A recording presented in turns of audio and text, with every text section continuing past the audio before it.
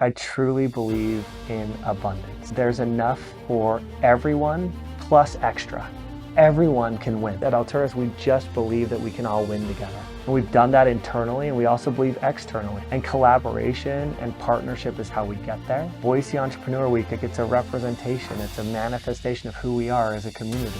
It takes a lot of people doing their part, and we do our part. There's a lot of amazing things that have happened here, and we want to be a part of telling the story going forward and participating and supporting and building and doing our part. Having this whole ecosystem of companies, it's fun, it's unique, but it's also really helpful that we are there to learn things as we go and share our learnings with each other and commiserate when it's hard and dig in and help each other and get in the trenches when it's really tough, but also sharing the successes and sharing the great things that we're learning along the way. The long-term vision is that these experiments that we're trying today, we can actually learn something from them, and that they can keep compounding in size and scope and impact and opportunity.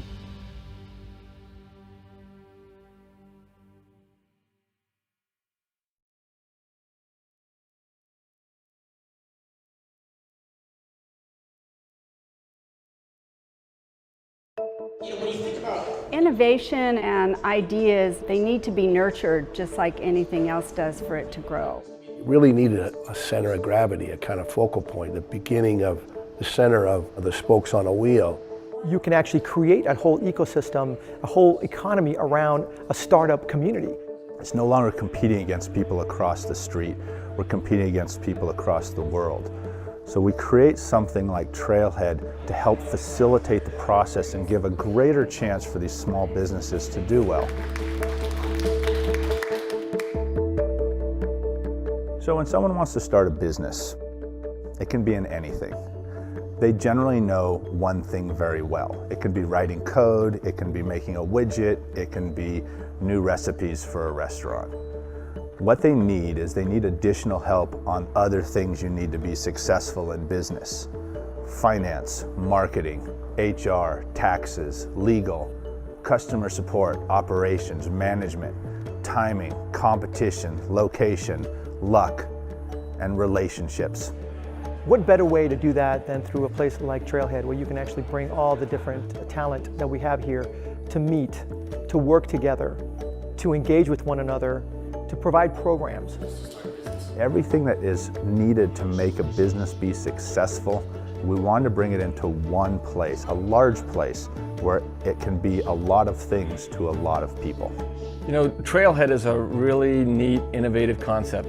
What it's really about is a community center where entrepreneurs can come together to share experiences and services, and a support network that gives them what they need to not only survive, but to thrive in a growing Boise community.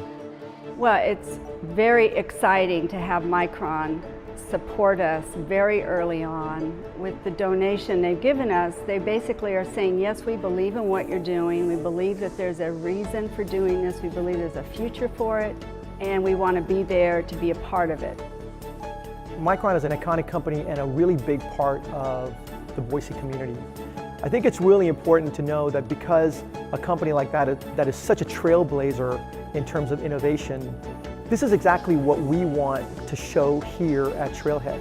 It shows everyone in our community and beyond that one of the most successful and capable technological companies in the world is engaged in this effort. And you just can't say enough about what that means. So if we can help create a place where bright people with great ideas can come together and foster new ideas and growth, we want to be part of that, and that's why we're participating. For our economy, for our small companies to go from good to great, it's not going to happen in a vacuum.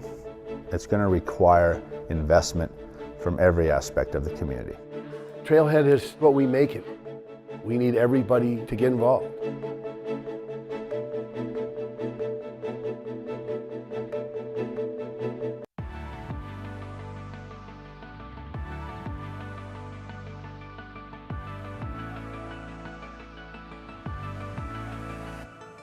Top of the morning, folks. Welcome back to Boise Entrepreneur Day 2.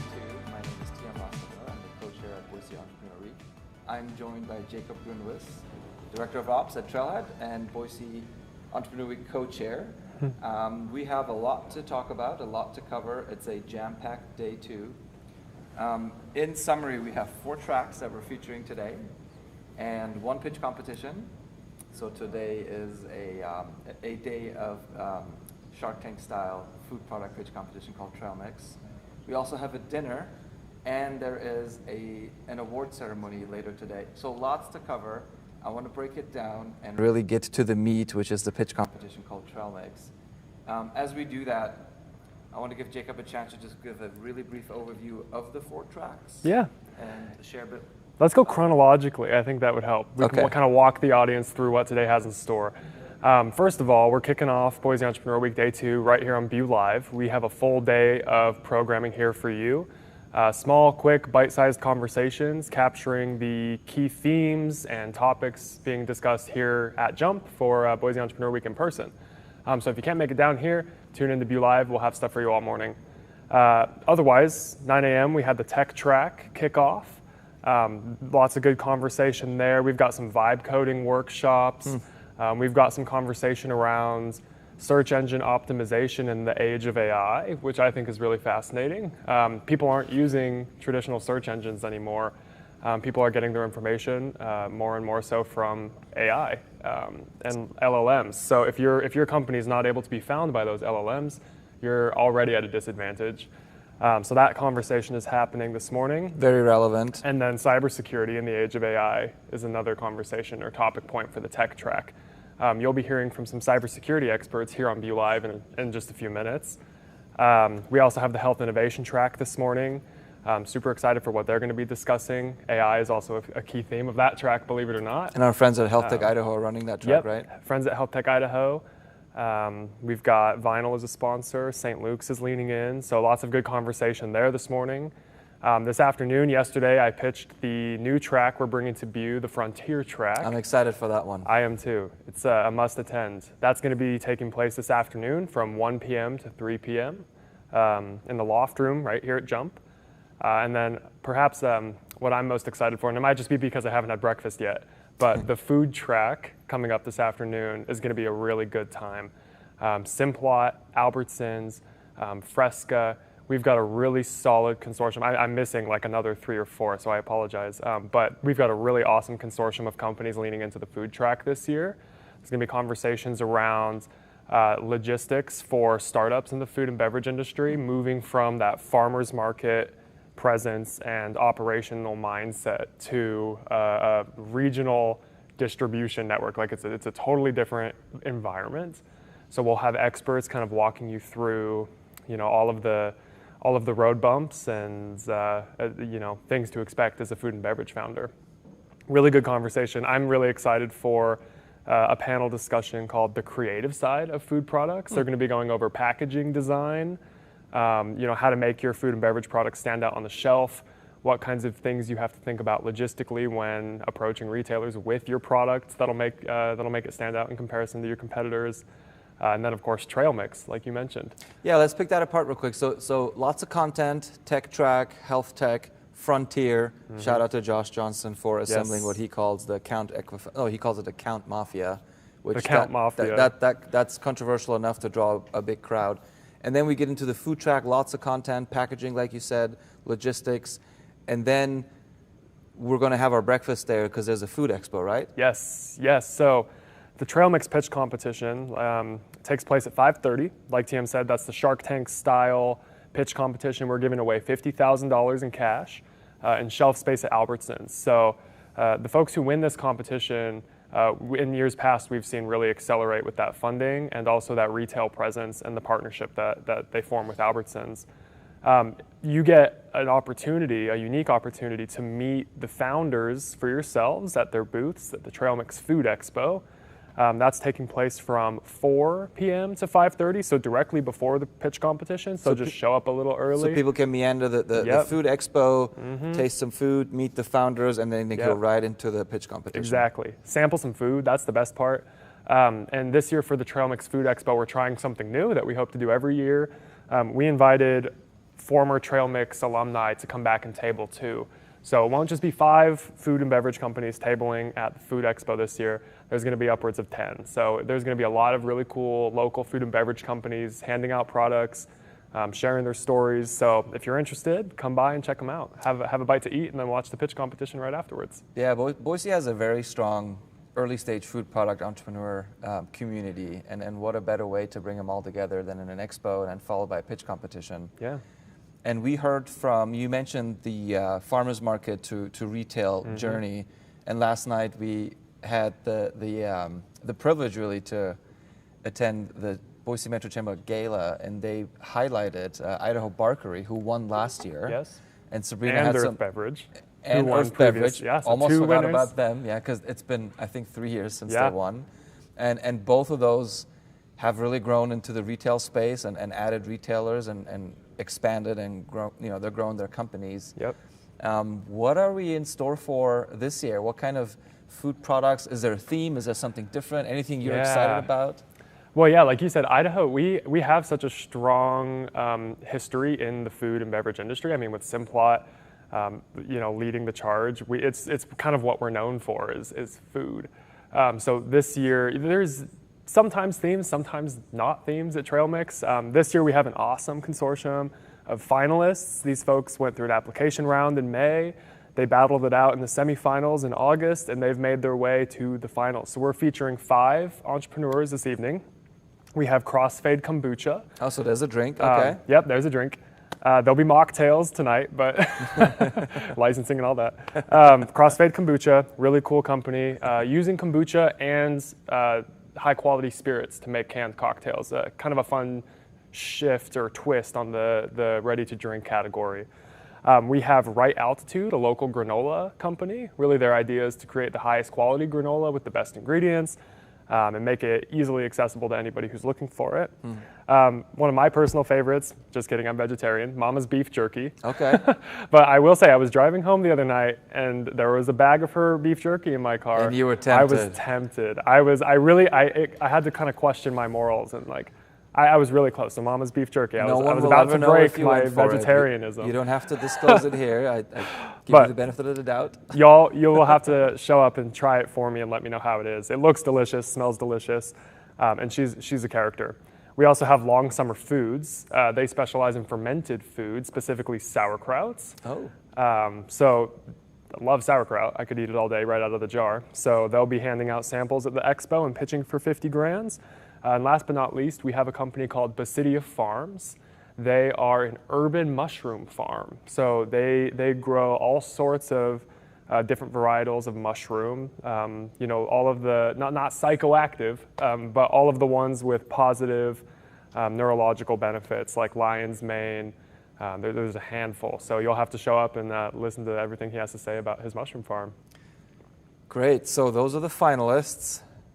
And then we have a panel of judges. We won't choose the winner tonight. We will know who it is, but we will announce the winner at the block party on Thursday evening. So if you are participating today, attending today, and you want to know who the winner is, you're going to have to come back for the block party. Where we'll have more food, we'll have more drinks, alcoholic this time, and non-alcoholic. Maybe that's the theme for this year, food and drink and a little bit of alcohol. Yeah, food and drink. We'll also have a DJ, which will be a lot of fun. Oh yeah, CDG, really excited DJ to hear them play. Yep. And just to make it even more packed, we also are featuring the Founders and Funder Dinner. It's an invite-only dinner. I'm really excited about it because the Rocky Mountain Venture Capital Association will attend this Founder Dinner. That'll be very unique. I know you're then attending the Peak 43 Award Show, where you get to award, I believe it's 2 startups, and there's 2 awards that Trailhead gets to award at Peak 43. The Trailhead Startup of the Year Award. Very cool. Looking, as we talked about at the Chamber Gala last night, as the theme of Boise Entrepreneur Week goes, we see a lot of emerging small businesses and startups through Trailhead. So it was hard to pick 2. It was hard to pick 2 to honor with our Startup of the Year award at Peak 43, which shout out to Kara Jackson and Don Day for including us in that program. They started at Boise Entrepreneur Week last year, and they outgrew us in 1 year. So that's awesome. That's like the hallmark of success in our eyes. Great problem to have. So super excited to represent Trailhead and highlight 2 really incredible founders in our community. Jam-packed day. Okay. Jam-packed day. So let's break it down for the viewers. If you haven't scheduled anything for today, you've heard about the 4 tracks. If I can make this plug, If one thing should anchor your day, I would say it's the Trailmix Pitch Competition. Same here. Okay, get down And here, 5:30. Get down here, I would say 4, so you can get to the expo. Pitch competition will kick off at 5:30, and we'll have 5 really awesome pitches ready to go. It's a great wrap. I think we should end on that. I think so too. Thank you guys for watching. We'll be right back, but before we come back, a brief word from our sponsors.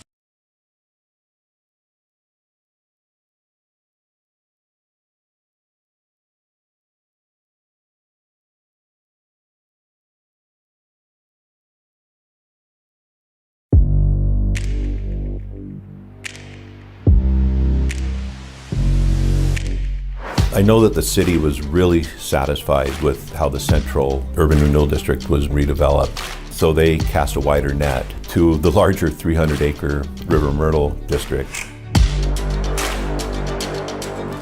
Train yards and a lot of open fields existed between Front and Myrtle Streets. So the plan was put in place to bring more development, to bring more attraction to the city of Boise. Hey, one of the best things about working at CCDC is that we have the ability to convene, because we've been able to work together and collaborate with agencies, with private sector folks. We're able to complete projects that otherwise wouldn't happen.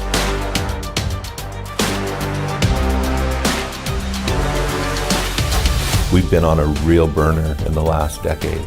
The timing was perfect for this district. Has been a big success for everyone who worked together to make it happen.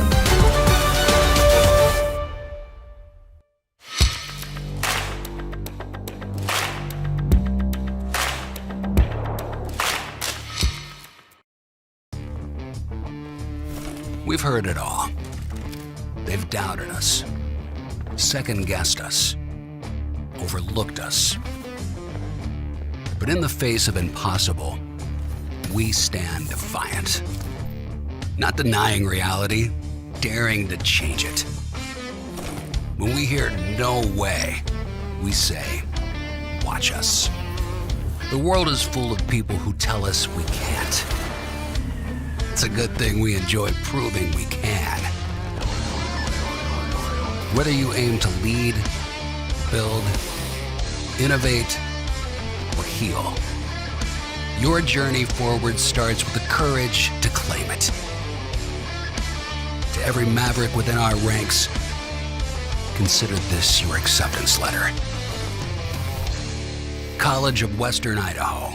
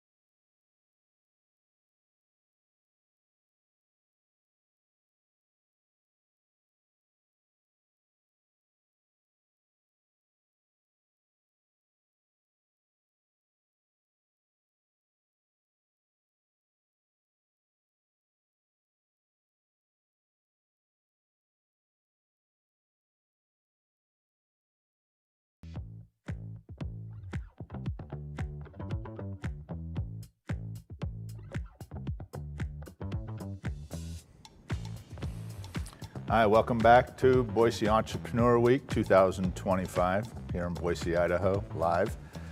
I'm Jason Crawforth, one of the founders of Trailhead, that is one of the driving forces behind Boise Entrepreneur Week. I'm currently co-founder of a company called Swear, and I have here James McCarter. Did I say that right? You did. With Shadowscape. So we're here, our subject is on AI and cybersecurity. So James and I just met, so it's like we're gonna have a little coffee chat here. So how about we begin with you, James? Tell us a little bit about your history and what got you into what you're doing, and a little bit about Shadowscape, what it does. Sure. You know, we'd caught up a few minutes before, but I'm one of the last remaining Boise natives, I think, at this point. So I never really knew that I was going to go into tech or anything like that. I kind of just sort of went where the winds took me. So I ended up joining the Marine Corps in 2004 as a signals intelligence Marine. And I was kind of all over the place, very busy, and at that time deployed several times. And that was at a time where cell phones were getting more and more sophisticated, and so I was one of the guys that kind of ended up taking on digital forensics in my battalion for cell phones. And once I got out of the Marines, I was teaching intelligence-driven operations to NATO Special Forces in Belgium for a few years in digital forensics, latent fingerprinting, biometrics, things like that. And my director at the time said, hey, I'm going to start a cyber company. I'd like you to come be my director of threat intelligence. So I went and did that. Still was doing a little bit of the forensics stuff, but really that's how it morphed into cybersecurity, as it was really just doing what we'd been doing in the real world as far as intelligence analysis goes, but applying it to cyber threats. I had a cursory knowledge on how cyber engagements or exploits happened, but that's really thrown into the deep end. And I had a tendency in my career to just say, yeah, I can do that, and have faith that I was smart enough to figure it out as I went. And so, and it holds your feet to the fire when you make those kind of commitments. So I was the first employee at that company. We ended up IPOing on the NASDAQ, and I got to, do the bell and everything. It was super cool. And they ended up, once they went public, some craziness had happened. That's more over a beer story, but long story short, they ended up selling to Deloitte, and that wasn't really a direction that I wanted to go. I didn't know for sure they were going to go to Deloitte, but I'm a glutton for punishment, I guess. So started Shadowscape in 2019, just before COVID. And although I kind of had a front seat to the whole entrepreneurial experience, doing it yourself is quite a bit different. So for a couple years, it was a little bit kind of like holding a cardboard sign that said, "We'll do cyber security for food." And just keeping the lights on, myself and one other guy. But then we always knew what we wanted to do with the company, which was both apply cyber threat intelligence to ongoing cyber operations, but also to operationalize it in a SaaS platform. So that's what we've been working on, what we always thought we were going to do, but we didn't have any money to start.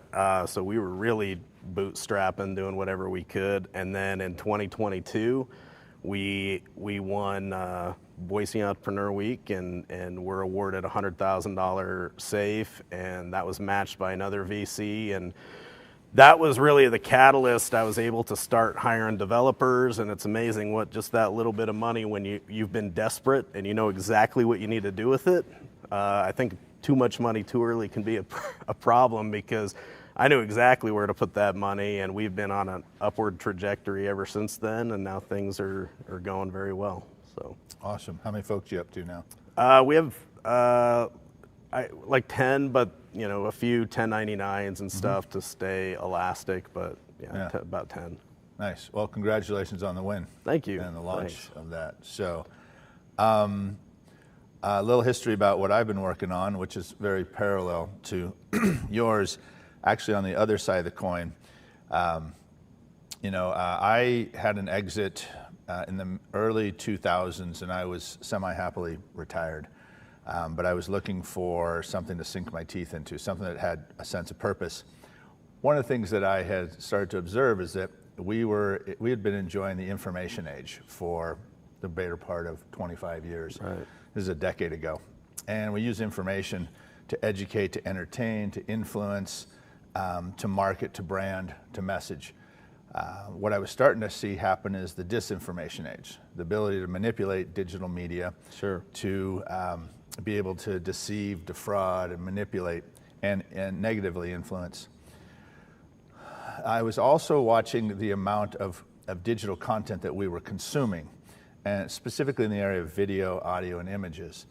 And the velocity and the volume of content that was being produced was going to quickly start to overwhelm people. And we get so much information. Just a kind of sense of scale, today, every 24 hours, there are 20 million videos uploaded and 70 billion videos watched every day on YouTube alone. Wow. That doesn't include all the other social media platforms. And what I could see is that we had a combination of three things: the volume of content that we were consuming, the ability to weaponize that information through manipulation, and then how the tech industry was going to respond to this. And I knew that the way the tech industry was going to respond was using defensive forensic methods, which is your area. Certainly. And it's an important part. However, from my perspective, the ability to stay on top of manipulation of media, especially when AI was going to start to enter into the equation, was going to be very difficult. And just to give another sense of scale, about 8 years ago, they needed 30 minutes of your voice. And in 30 minutes, you would make every sound in your native language. Right. And they could piece together an audio recording of anyone appearing to say anything. Sure. Well, today, they need 3 seconds. Yeah. Hi, you've reached my phone, I'm currently unavailable. And they could make you an audio recording of you saying anything. Same thing with visual. They used to need thousands of photos, now they need one, they can animate it.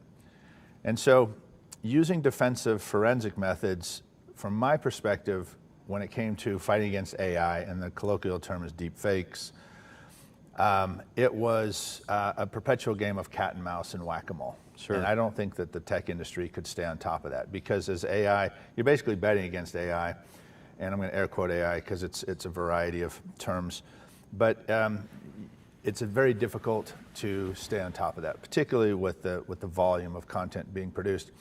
And when you talk about defensive forensics, for people that don't know, you're talking about post-creation, trying to go through and break it down to its base metadata to understand whether or not it's been doctored or manipulated. Correct. To trying to identify, to discredit it based upon some anomalies. Right. And every time that they do come up with techniques, the next iteration circumvents that. They put micro heartbeats in the face. They have blood flow patterns. These fake contents are already well past what humans can detect. Certainly. So I form the company Swear and say, can we actually start protecting digital content and make it so that it is AI resistant and quantum resistant? I mean, I'm looking further out. Can we create digital recordings that are impossible to manipulate or modify without detection? You can always modify recordings, but can we? You're going to the source. Going to the source. And so built Swear based upon 6 principles. The first is real time. You have to be as close to the lens, as close to the edge as possible. If you wait several minutes to protect content, it can be manipulated. This has to be done in seconds. Sure. The second factor is that you actually have to protect the full context.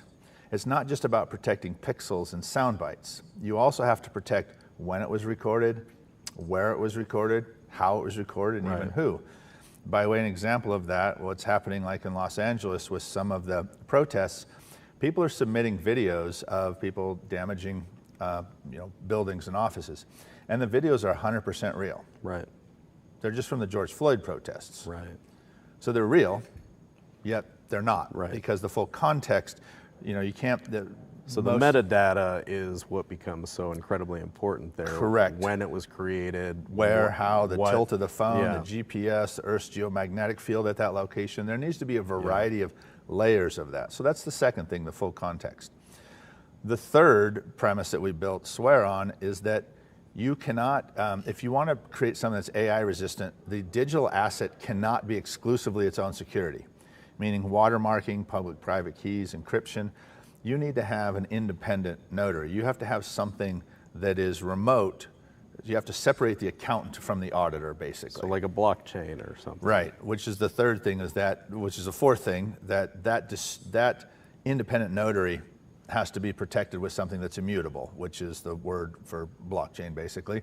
Right. So we take the digital media, we cryptographically fingerprint it, we map the DNA of the video, and we store that in blockchain. Which brings us to the fifth thing, privacy. You have to do it in a way so that you're not streaming body cams, security cams, or smartphone videos across the internet. It's just the DNA of it. So it's like finding a drop of blood. It tells you nothing until you actually find the human that matches that. Certainly. And then the sixth thing is it just has to be scalable. And that's what we've been quietly focusing on for about 8.5 years with Swear, developing our IP portfolio.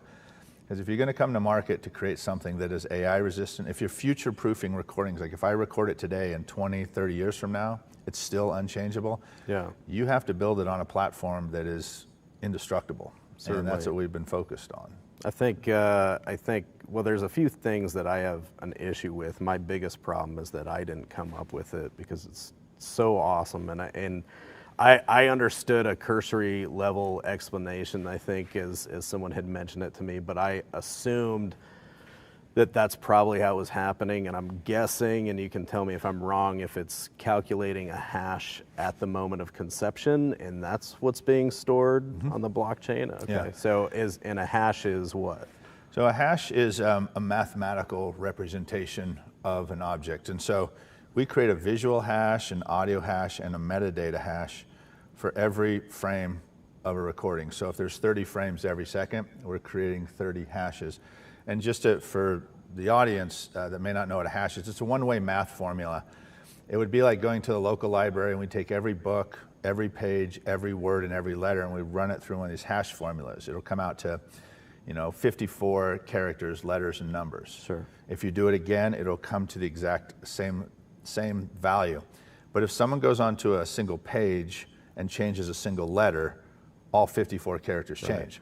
But you can't use those 54 characters to work backwards to create millions of books and a billion words. It's the same concept. So instead of books, say video. Instead of pages, say frames. Instead of words, say pixels. Instead of letters, say bits. So if we take an entire video, 30 minutes of video while it's recording, we are cryptographically fingerprinting, hashing every single frame. Yeah. And then we're storing those out in blockchain. So that if someone sends me a 30-minute video and changes a single pixel or even flips a bit from a 1 to a 0 in a single frame, we're able to say, hey, that 30-minute video is legit, except for that 1 second. Something changed. Now, what changed? We don't know. We never saw the original, but we can tell you, you either can't believe the visual, the audio, or any of the metadata. If someone tries to change the GPS, the tilt of the device, or wherever it is. And so we can protect about an hour's worth of video for about a half a meg of data. So little tiny bits of data. Sure. And the beautiful thing is everything that we store out in blockchain, it's just a couple timestamps and some hashes. Yeah. That is it. I can't tell you who recorded it, what they recorded, where they recorded it, until you bring that video in and we recreate all those cryptographic fingerprints and compare them frame by frame and second by second. Then we can tell you that's the original frame. Right. And by storing it in blockchain, we write it across X number of servers. You just don't modify it. You Certainly. can't. So it being in a public ledger becomes, verifiable across any sort of investigation, law enforcement, prosecution, any of that. So I would bring that back to the age of AI where nobody can really believe anything that they're seeing at the moment, why something like this is so important. I think we've got this tendency right now. I mean, you could probably write AI on a hammer and sell it, I think. And so people are very excited in one respect, but I think people are also very guarded and cautious that what does this mean for us long term now that it's very difficult to really understand anything about what's going on in the world. And I think we have to get to a level where trust is currency. And I think this is sort of a step to move in that direction. My feeling on the matter is that although AI opens up these amazing, incredible opportunities, if we do it unchecked and unguarded, it's the same opportunities for adversaries as it is for folks that are using it to be productive and do good things for it. And I think the thing that you said that really illustrates that is that game of cat and mouse. And that's really what it comes down to, right? There's always going to be those folks that are adaptive and utilizing what's in front of them. And as soon as you close one door, it's not like they high five and go home and, hey, you got us, right? The game's over. They just pivot. And being so future focused, I think is the way that you combat that. You're never going to get ahead necessarily, but you at least have to be, shoulder to shoulder and toe to toe. I think that and this goes across multiple industries, because I've gone to various conferences and talked to folks, and everyone looks at AI as a tool to be able to enhance the offerings to their end user and customers. And I'll speak to specifically like the security and surveillance industry. I asked a room of people that are manufacturers, whether they're body cams, security cams, surveillance cameras, or VMS systems, how many of you by a show of hands are utilizing AI to enhance the offerings to the end users? And most of the room raised their hand. And I said, okay, well, great. Now, how many of you are developing technologies to defend against AI? There were no hands up. Now, and I see this, that people look to how to use AI as a tool. It is an incredibly powerful tool. I use it every day. It's actually helped me maintain the size of my company at a much smaller. Certainly. But what I think people in the industries don't do is like, well, what happens when AI is used for nefarious reasons, when it's weaponized? And I think that we have to focus on that because it is such a powerful technology. It can do so much that we need to be we need to look at this through a rational eye of saying, how can this be used against us? And that's, that's where with what we focus on swears, we saw this a decade ago. We saw this coming, and knowing that, to fight against, to create a disinformation strategy, which I'm going to talk about just a little bit, it requires four things. I mean, there's four ways to fight against it. You can use education. You can try to educate people to be skeptical, but the problem is that we believe what we see and hear, or we believe what we want to see and hear. I can tell you as a security professional that user training, while it's a necessary evil, it's never going to be the thing that shuts down the exploitation. Exactly. The second thing is legislate. Good luck with that. Equally more slower and more difficult. The third is using defense, which is what you focus on, which is important. And the fourth is to go on offense. Is how can you actually prevent this from happening? And it's a full court effort that you actually have to do all four, but you have to be aware of that with technology, particularly AI. I mean, this is the biggest game changer, and the more that it advances, the more powerful it becomes, the more powerful it can be used against us. Absolutely. I think we have a tendency as human beings to respond to pain a lot more than being proactive and preventative. That's just sort of human nature. And so it's unfortunately, you could start applying this, pretty quickly, but we see the same thing as we have, clients that kind of waffle about should I really get this or that in security, and then something happens and you're like, this is why we were recommending that. And so I think there's going to have to be sort of a transition period where people have to feel the pain, and we have to go through this necessary process of disinformation and everything else becoming so pervasive that people become desperate for solutions like this. There was a study done by Gartner that less than 5% of companies today have a disinformation strategy. Right. And by 2028, it'll be over 50%. Sure. You know, whether it's someone faking what an executive says or creating a deep fake of, you know, someone saying in the company saying, that product is fine. It'll cause a few deaths, but our insurance will cover it and we'll fix it in our next release. Yeah.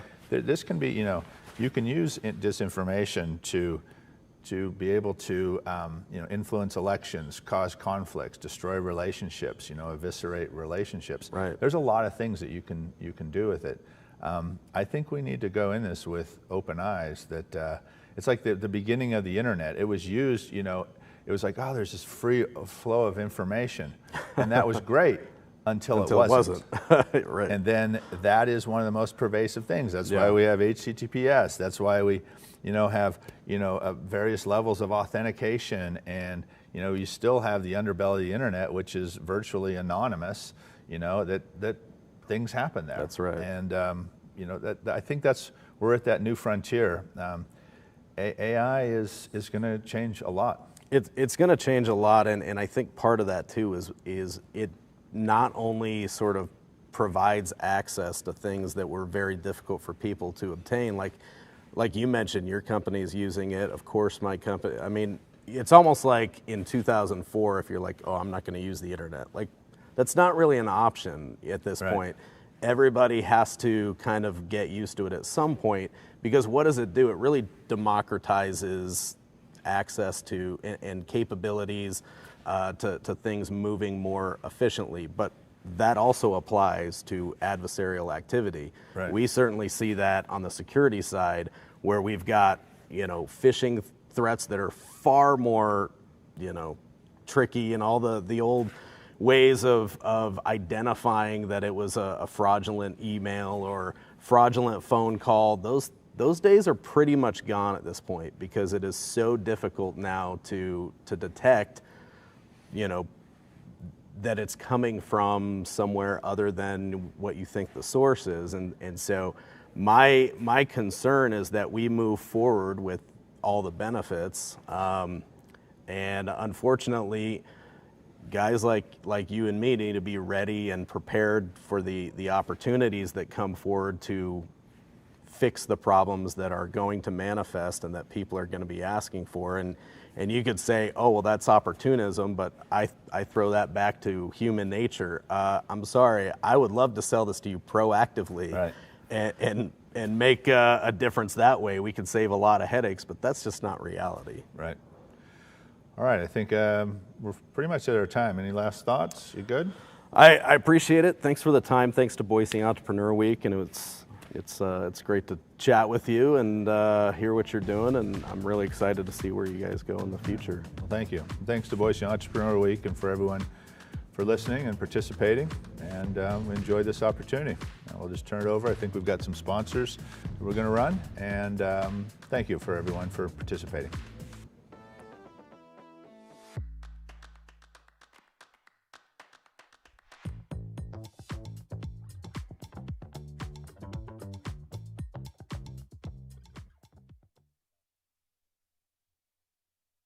Scott Matlock, underrated recruit, has built himself into one of the best defensive players in the Mountain West.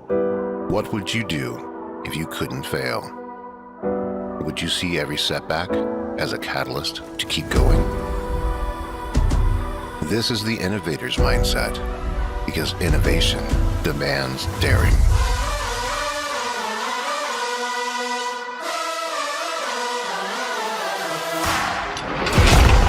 Is finding thousands of ways that don't work, and the one that changes everything.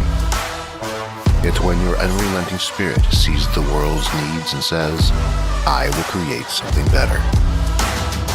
So, what will you do? Will you let your genius run wild? Give yourself the space to be great? Set your sights on something even bigger, because we know changing the world doesn't happen by chance. It comes out of the blue.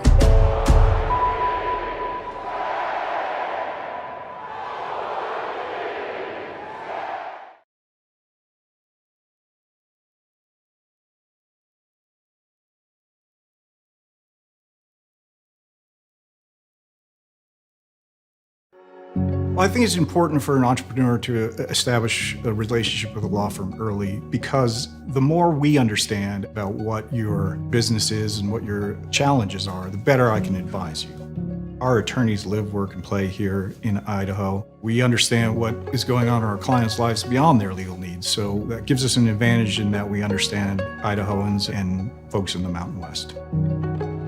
Because of the relationship I built with Parsons, I know that when I have pressing legal matters, I can get a timely response from my attorney, which allows me to make good business decisions.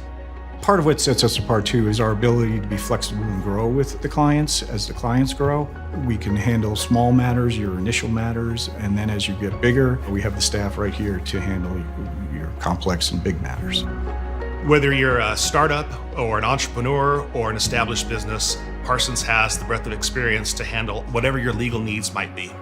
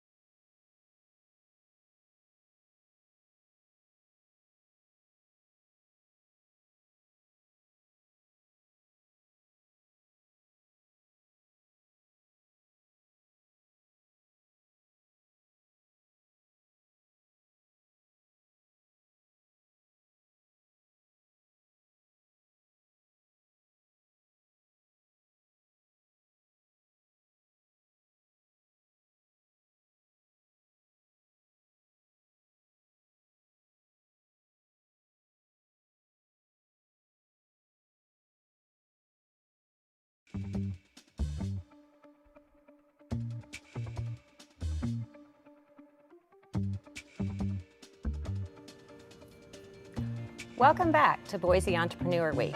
I'm Margaret Nyber McGann. I'm a shareholder at Parsons, Bailey & Latimer here in Boise. And today with me, I have Dr. Vid Mohan Ram. He's the Chief IP Counsel here at J.R. Simplot Company. Welcome. Thank you. Good morning.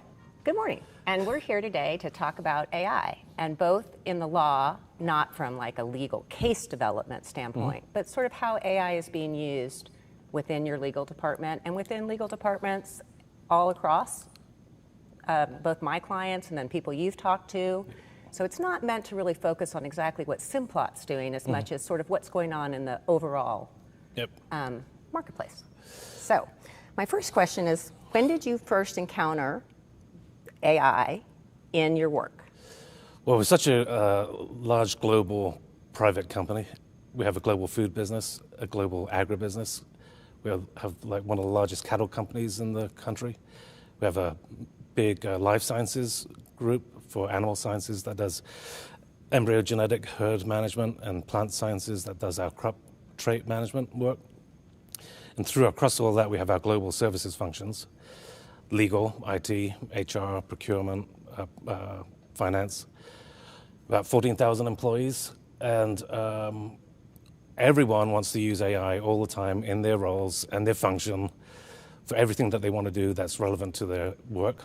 And so about 3 years ago, when there was public ChatGPT, we started to get emotional about what that was all about, and we're concerned about trade secret, confidential, financial, proprietary information being put into the public sphere. So we decided we needed to do something to try to control that. So that was about 3 years ago. That was probably when we started to get concerned and figured out that we needed a governance plan. So you have people that are both doing like hard science. You also have people doing marketing. Not that marketing's not a science, but you have people from very different walks of business needing to use a tool or wanting to use a tool. Yep. And so in my role as outside counsel, I've had clients come to me and they have run a search across their company to figure out who's using AI, because they weren't even aware that they had people using AI and what AIs were being used. So I'm assuming at Simplot, you guys have developed some sort of system for deciding who can use what AIs? Yeah, ChatGPT is the OpenAI is the one that comes to mind, but when we checked, there was at least 24 or more different types of platforms. And so that's, in terms of the risk profile for the company, we needed to make sure we understood what platforms were being used by which groups, and put some controls around that.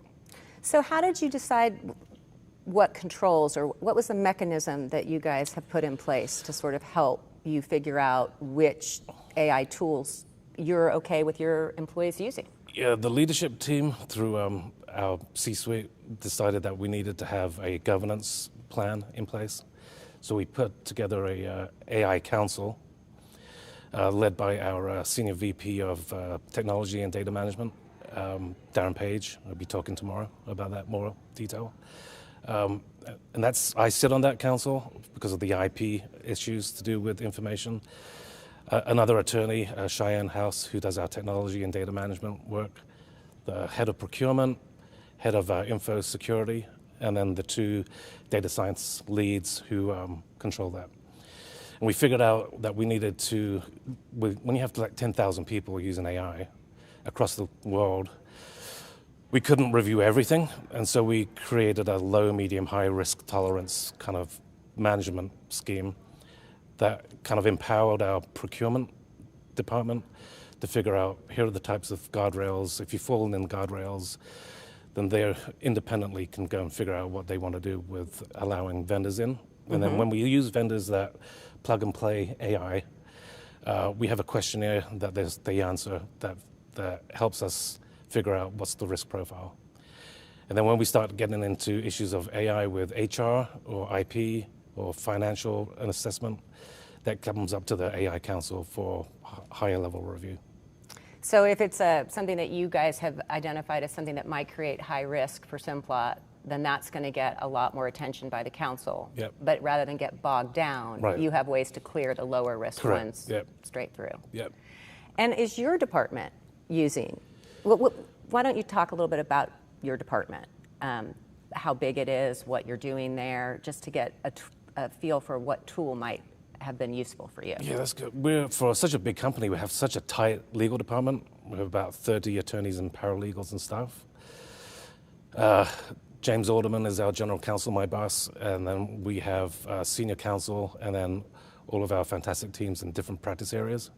And so we have our environmental, litigation, IP, real estate, and we rely on counsel around the world too to help us with their AI tools. But we're trying to use AI for contract lifecycle management and to help us drafting initial templates and contracts. And then in the IP space, we have patent and trademark specific AI tools. And that's been really helpful to streamline work. It's been great. Yeah, and I'm interested in hearing how you're using AI to do some of that work and how you manage the use of AI. One of the things that it appears to me in the life cycle that we're in right now and trying to use AI in our work is figuring out when AI saves you time and when you're spending so much time managing the use of the AI that it's no longer saving you time. So I started my prompts with tell me a joke in the style of Rodney Dangerfield. So, or write me a poetry or something about my job. So that was easy and fun. But if you don't get those prompts right, I've learned personally it's noise, and a lot more noise to go through, a lot of research that comes back. And some of the enterprise tools that we use have AI agents that are specifically tailored to do research or analyst work, and you can create your own agents that live within a confined space that you're interested in. So I created an IP agent specifically. So if you can manage where the AI is going, and you have a self-contained world, that helps so you don't get all this noise, and then learning to get educated and sophisticated with the prompts. Like what are the types of prompts that you need to return good, understandable results?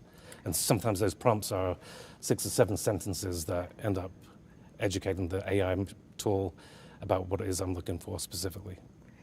So, I mean, I'm old enough that when I started practicing law, Westlaw was relatively new. And I certainly had senior partners at the firm I was at that did not use Westlaw. They went down to the library and they looked for cases the old-fashioned way. And definitely there were some people who used Westlaw effectively, and there were other people who created a lot of work for themselves using Westlaw. Do you see that is a similar type way to how AI is being implemented in the legal world? Yeah, I used to have a stovepipe hat when I started, so that's the same. Yeah, no, with a good example is with the patent-specific tools is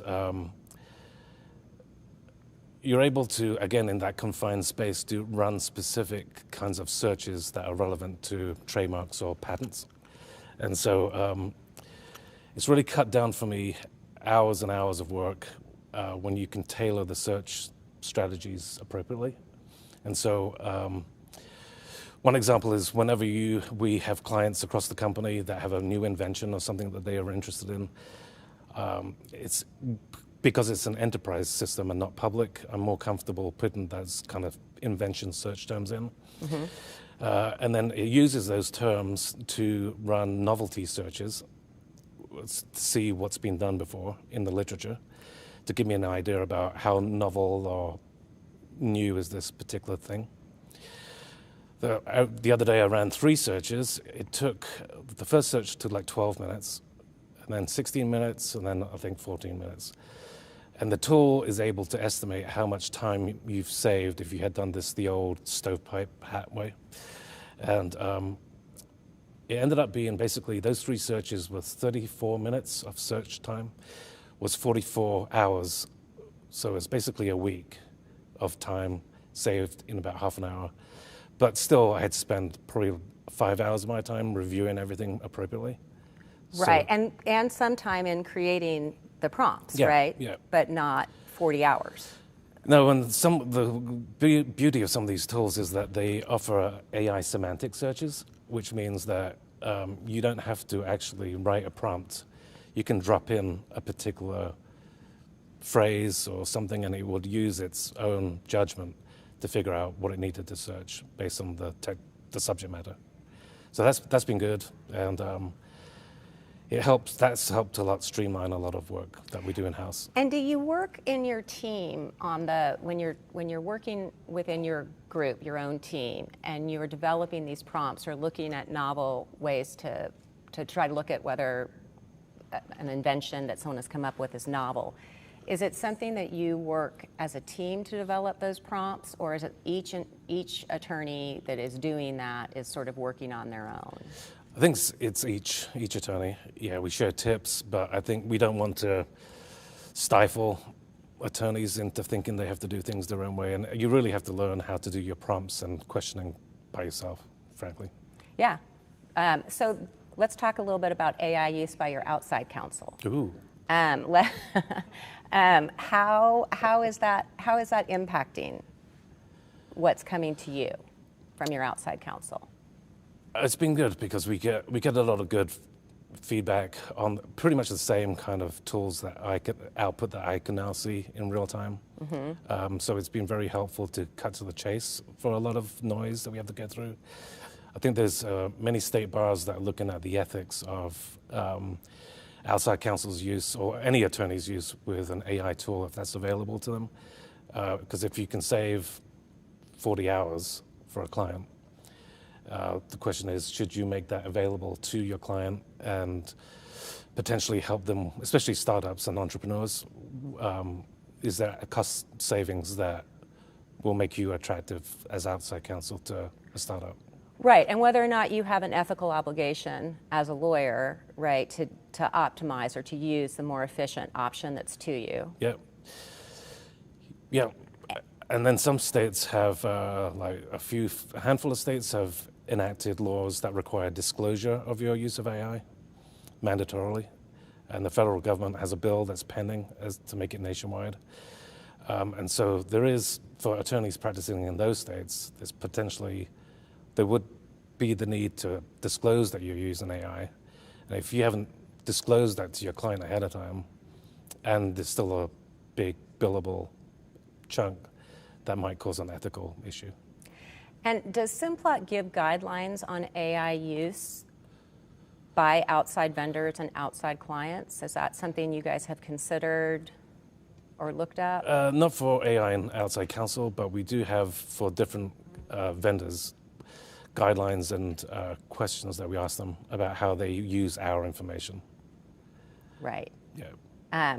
So when you started practicing in your Lincoln hat, did you ever anticipate that this is what this would be part of your job, determining ethical use of AI? No.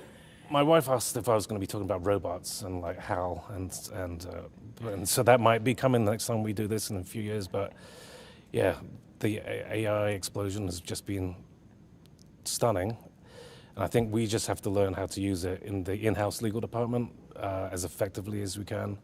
But knowing that we still have all of our attorneys that need to stay on top of what they're doing. Well, and not just your attorneys, because of where you sit in the risk thing, you're also looking at all the various departments that are using it and making sure it's being done in a way that protects you, right? So we have educated our global services teams, and we've sent out news alerts throughout the company to give them that guidance. To make sure that they know that they can't just use anything. Yeah. Well, I have really enjoyed talking with you about this. It's been an amazing 3 years. I do have to say, you and I had some initial conversations when it was first coming in, and it caused me to go back to my firm too, and for us to pull and look at how we were using AI internally and make sure. I mean, we were very careful on how our lawyers were using it, but you're not always aware how everyone else in your in your company or enterprise might be using it. Right. And it's really a holistic thing you have to look at and manage. Yep. Oh, thanks. And I really appreciate all you guys have done, and I appreciate you being here today. I want to thank everyone for watching. Thank you. We'll be right back, but first, a word from our sponsor.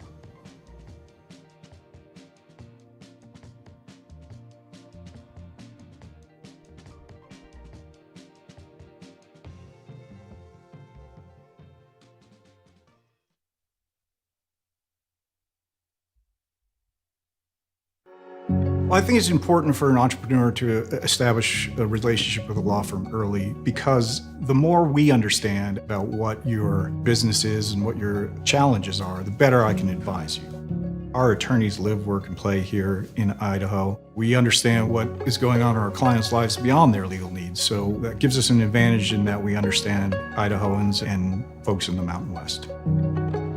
Because of the relationship I built with Parsons, I know that when I have pressing legal matters, I can get a timely response from my attorney, which allows me to make good business decisions.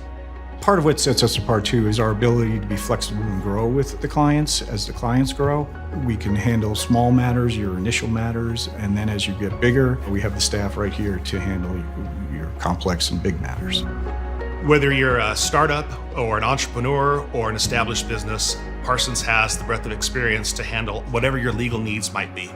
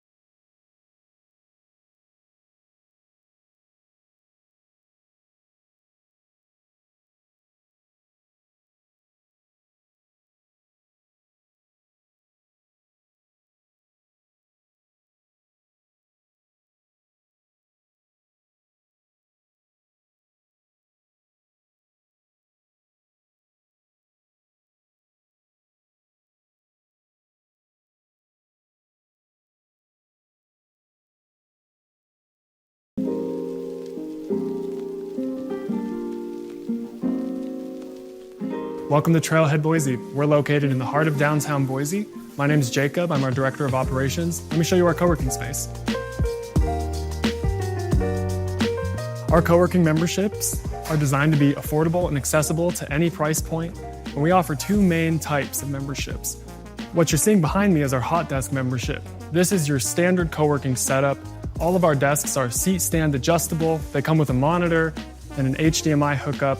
You come in, you find an open desk, and you get to work.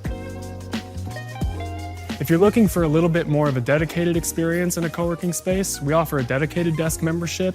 This provides you 24/7 access to Trailhead, a desk that's reserved for your exclusive use, and the ability to leave equipment, decorate the desk how you please, make it your own. Both of these membership levels come with access to reserve our meeting rooms. We've got a private meeting room, which is great for confidential calls, 2 group meeting rooms, which are conference style, great for collaboration, and then we've got 2 phone booths, which are great for quick calls on the go. Co-working is really just the beginning. We have a full suite of programs like Boise Pitch Night, You Lead Idaho, Boise Entrepreneur Week, Idea Set Go, and many more, which you can find on our website, tailored to help you at any step of your entrepreneurial journey. Whether you're at the very first stages, trying to take an idea from a napkin and turn it into a business, or you're pitching for your first investments, all the way to raising your Series A rounds. We have a full suite of tailored programs to help you learn the skills you need to be successful and connect you to the people in our resources who can help take your business to the next level. So whether you're an entrepreneur looking to start or grow your business, or a remote worker looking to switch up the home office and find community, we're probably a great fit for you. Check us out next time you're in downtown Boise.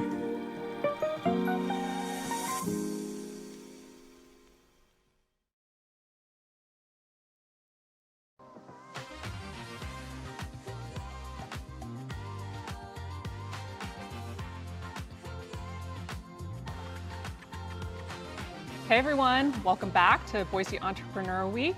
My name is Jessica Cafferty. I'm the founder and president of RNG Group, and I'm joined on this stage with some friends of mine.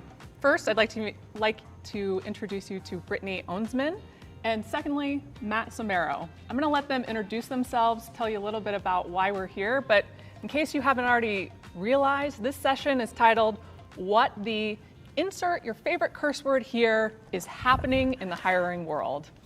All right, Brittany, tell us what you do. Great.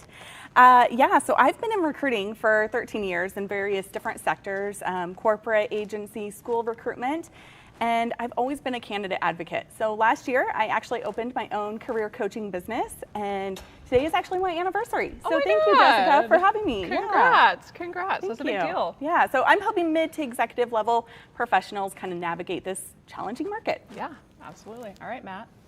I've been in recruiting for 12 years, 5 at a local agency, and then the last 7 on my own. Been focusing on software engineers, mostly for early stage tech startups. Started in New York, branched to Seattle. At this point, since 2020, it's coast to coast. Yeah. But yeah, early stage tech hiring. Cool, awesome. So guys, the burning question is, what in the heck is happening in the hiring world right now? What isn't?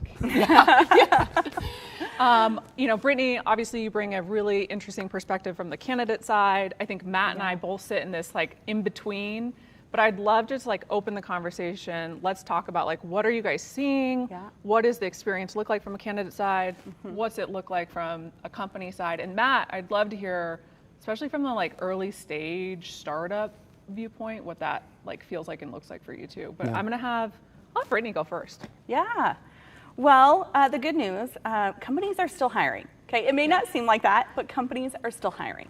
And what I'm seeing is that companies are shifting from kind of high volume or headcount to more strategic roles. Yeah. And so candidates are feeling this, right? They're feeling the shift, they're feeling overwhelmed, and slower hiring cycles, right? And they're looking for individuals who can solve business problems. And that's a shift that we really haven't seen before. It was maybe previously more focused on skill-based. Can you do this specific job? And now it's more about, can you see the big picture and can you solve our problems? Yeah, that's great. Matt? I feel like it's consistent, especially seed funded. Seed's kind of the new Series A, the amount of funding they're getting. They're hiring. They are picky from what I'm seeing. I think a lot of my career was find folks that are qualified and they have the right skill set, and pedigree didn't matter so much with startups. And I've seen quite a few teams that are gravitating toward maybe some specific things like this school you went to, have you worked at these top companies? Oh, interesting. So, and that's mostly in the AI space. Yeah. I think that won't last. Yeah. But it's been really easy for some folks and I think really challenging for others. Yeah, yeah, absolutely. I guess, as it relates to that, I'm curious, are there certain industries, certain, specific role types that you guys are seeing hiring being more or less challenging in? And again, we're straddling this line between candidate and company, but I'm curious on both perspectives from you guys. Sure. Well, from my perspective, there has been kind of an increase in AI trainers, prompt engineering, even from the ethical responsibility with AI. And I've seen a lot in sustainability, green energy, and even healthcare is where my candidates are finding the most success. Interesting. Matt? Yeah, outside of, I'm not working with a foundational LLM, so that's a very specific skill set, but I think for startups, it's very much a full stack, principal, staff level architect who will still be hands-on, who can help hire, who can do quite a bit by themselves. Yeah. And ideally, they've had some exposure to building with AI, like integrating LLMs. Yeah. But it's, a lot of that. Let's say, you're a candidate that's out there, you're job seeking right now. What's top 2 or 1 sort of piece of advice you're giving to candidates that are looking for work right now? Whew. Well, first off, I think, take it back to your core values. Oftentimes we focus just on our resume, LinkedIn. That's our first go-to place. But go back to your values. What do you want out of that next opportunity? And really narrow down that direction. So instead of blasting your resume, being very intentional about the companies you're targeting. And then when you write your resume, think about that future opportunity. What are the problems you're solving in that opportunity, right? Oftentimes candidates are so proud of their career story, as they should be, but maybe not all of it is relevant for that future opportunity. So really think about that, the problems you're solving, the skill sets, the competencies. And then I would just say, to job seekers, hang in there. I know it's tough right now, but you've got it. You're going to land something incredible. Just take a deep breath and hang in there. Yeah. I don't think this is new, but I feel like quantifiable impact. So if you can show what you did, the impact it had to the business, to the top line, to the bottom line, to growth, whatever it is, recruiters are constantly looking for that. So are founders.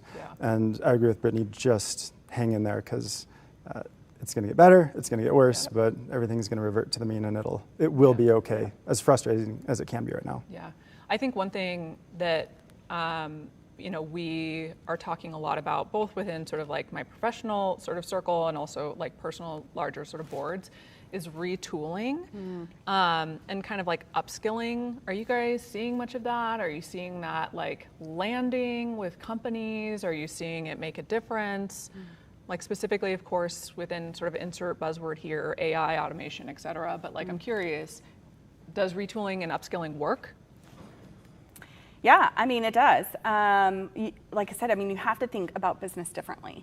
And so you can't go into a role just thinking, I'm solving this role's problems. It's understanding the business. And so it's having a curiosity, a willingness to learn. And any business that can harness that is incredible. But I think every professional needs to learn AI to some kind of capacity. And it's not about coding, it's about prompt engineering, right? It's how AI is leveraged in different technologies, right? And how does AI use data, right? So just having that fundamental understanding will take you really far. And any company that can, offer resources for their talent is incredible. And there's so many free programs out there right now and courses you can take online to kind of upskill yourself and be in charge of your own pathway.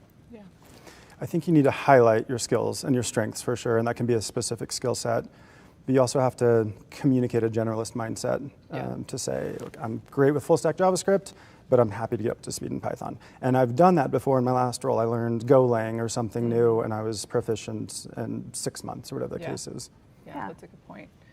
I'm also curious, sort of on this topic, and then I promise we'll sort of move on. But there's this kind of debate. I don't know if you guys are hearing about it a little bit, but there's a debate within, like, do you lean into AI so much as a candidate or as an employee that you lose sort of a skill set, whether it be like writing emails or whether it be like learning how to like do like syntax within like development. I think some of these things are like very easy things for us to lean on AI for, but do we in the process lose some of our critical thinking skills as employees or as potential employees? Curious, you guys have thoughts on that? I feel like it's knowing which questions to ask is so much of AI, so it can take care of a lot of the mundane. And I think the idea of being a co-pilot is probably most appropriate. So the pilot's not out of the cockpit.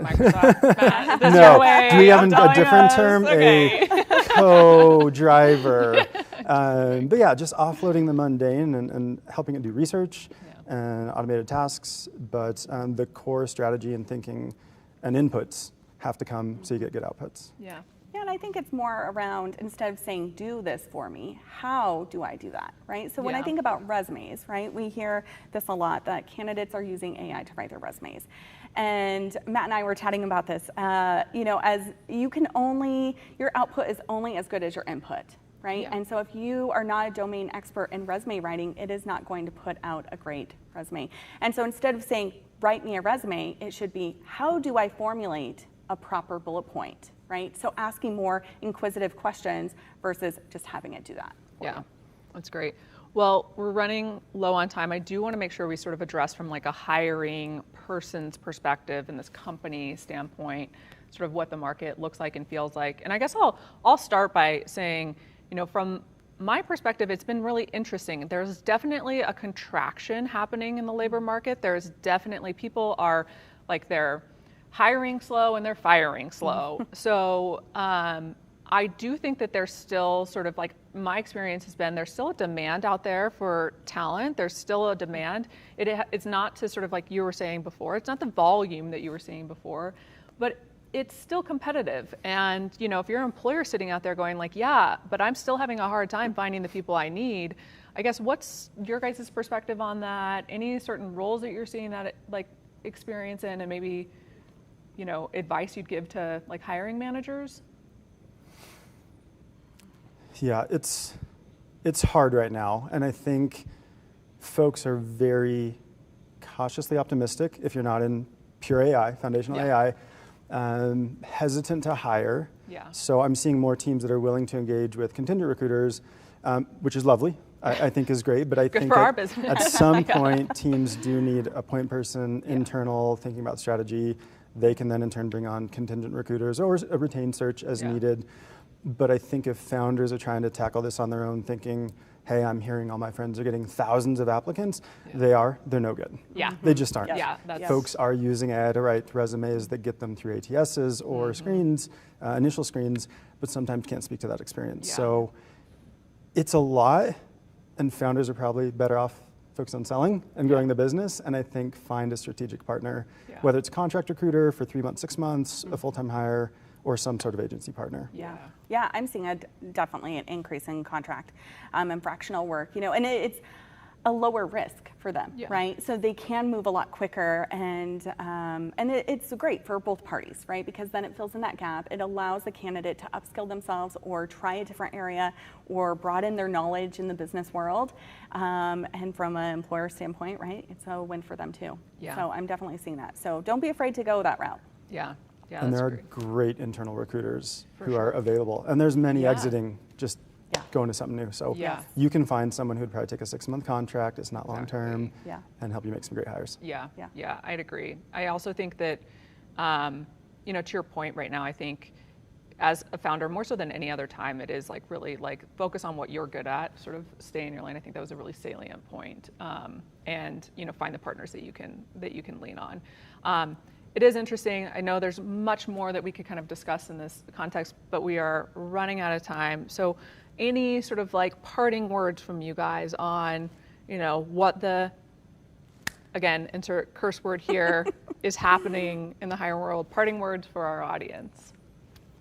Yeah, I know it's overwhelming right now, and there's a lot of noise. And so, like I said, I think just look at what you can bring to a company as a job seeker, what they're looking for, and focus on that value. And you're going to get through it.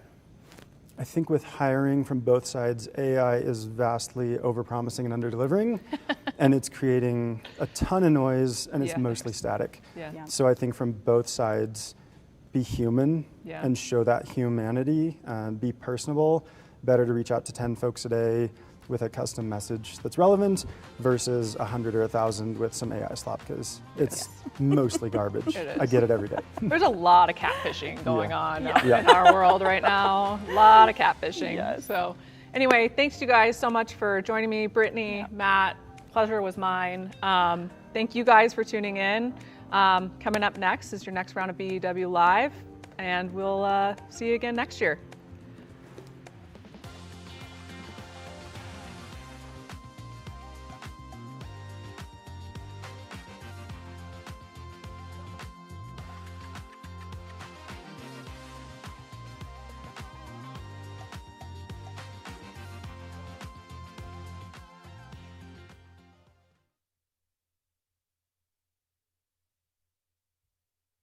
Zions Bank is proud to support Boise Entrepreneur Week and the hardworking individuals who are pursuing their dreams of business ownership. As a market leader in small business lending, Zions Bank supports Idaho entrepreneurs as you create jobs and fuel our economy. Our experienced and dedicated team of Zions bankers is ready to help with your business banking, cash management, and personal banking needs. From Idaho's capital city to the rolling hills of the Palouse, and from the heart of the Magic Valley to our beloved resort towns, Zions Bank is invested in our communities because our communities are invested in Zions Bank.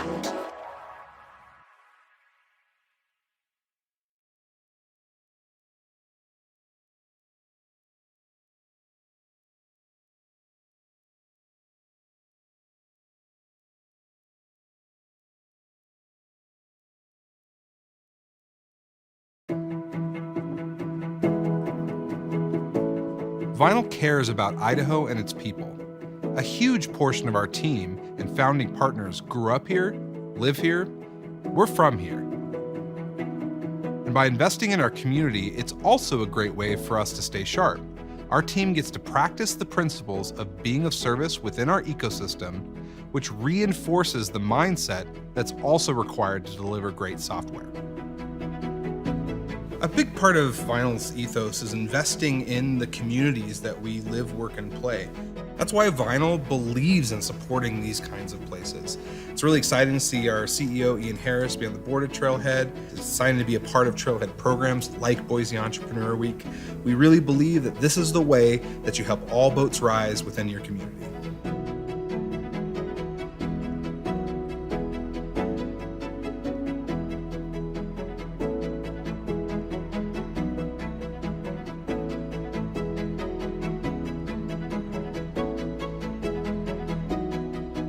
We could not do it without the industry partners that we have in the Treasure Valley. And what better way for these STEM companies to help than to donate their time and resources to help cultivate amazing events like these.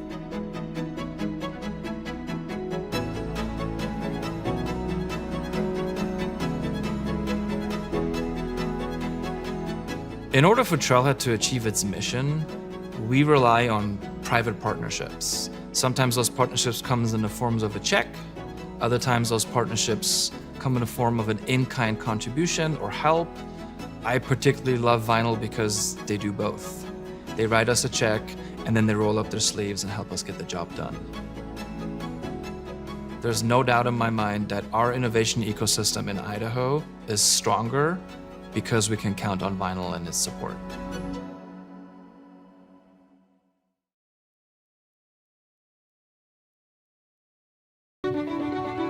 Small business owners are resilient. We wear many hats. There is not one day that often looks the same.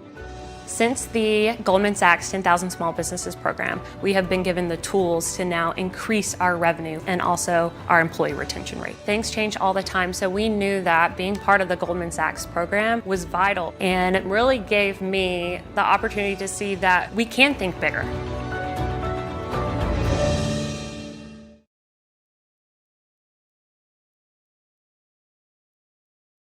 I truly believe in abundance. There's enough for everyone plus extra.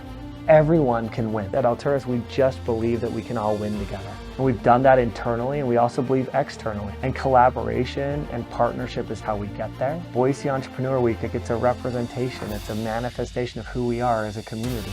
It takes a lot of people doing their part, and we do our part. There's a lot of amazing things that have happened here, and we want to be a part of telling the story going forward and participating and supporting and building and doing our part. Having this whole ecosystem of companies, it's fun, it's unique, but it's also really helpful that we are there to learn things as we go and share our learnings with each other and commiserate when it's hard and dig in and help each other and get in the trenches when it's really tough, but also sharing the successes and sharing the great things that we're learning along the way.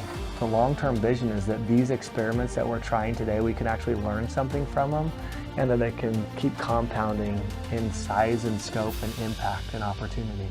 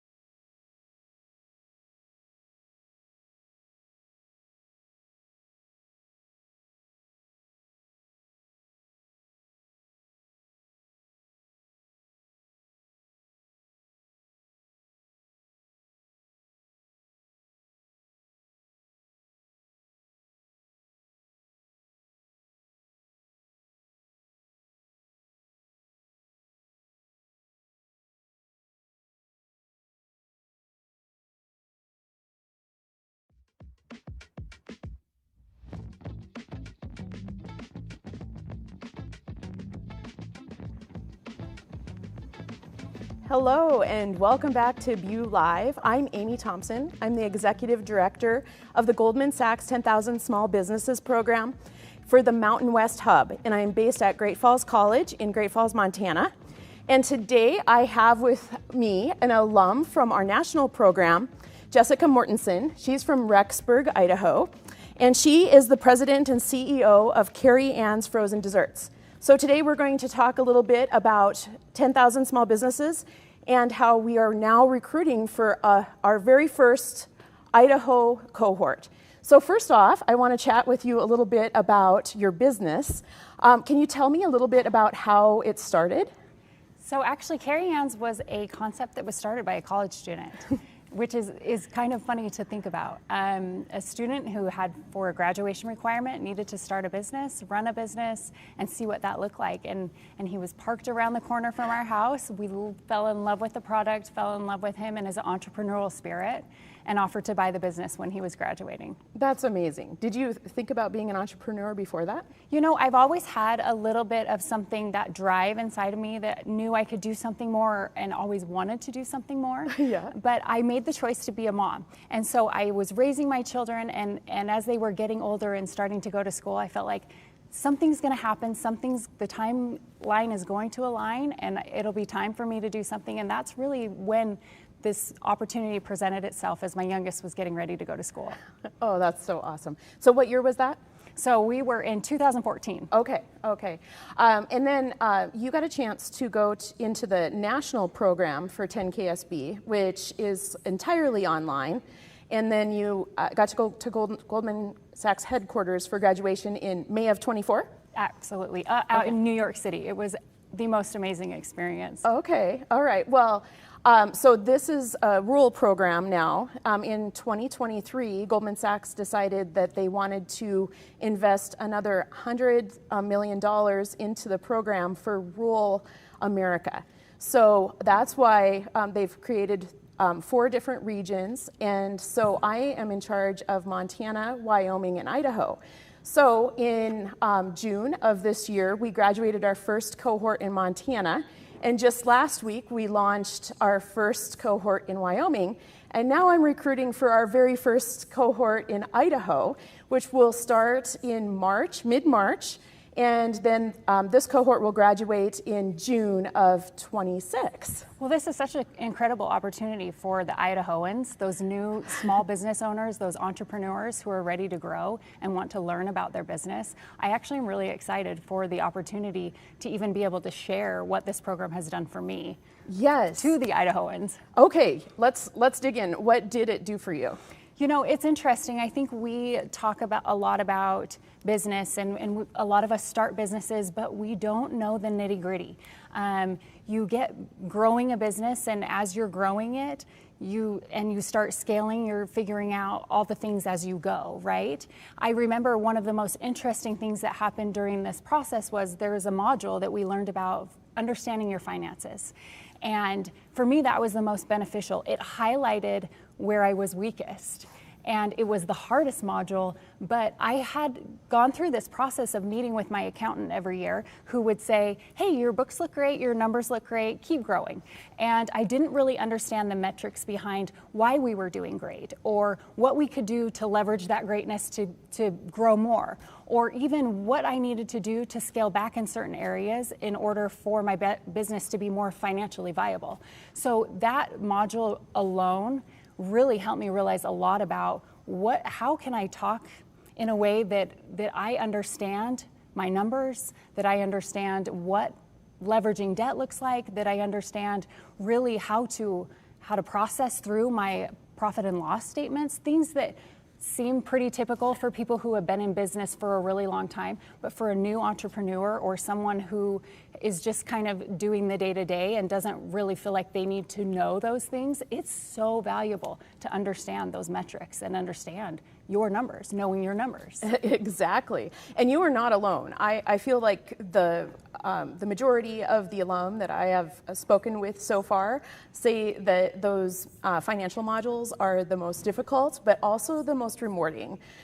Because they finally get a chance to understand their numbers and realize how they can scale their business, right? Absolutely.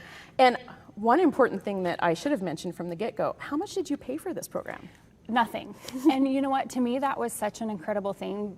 After I did the program, I sat down and I thought, what would this have cost me if I had done a program like this somewhere else, if I had to pay for this program.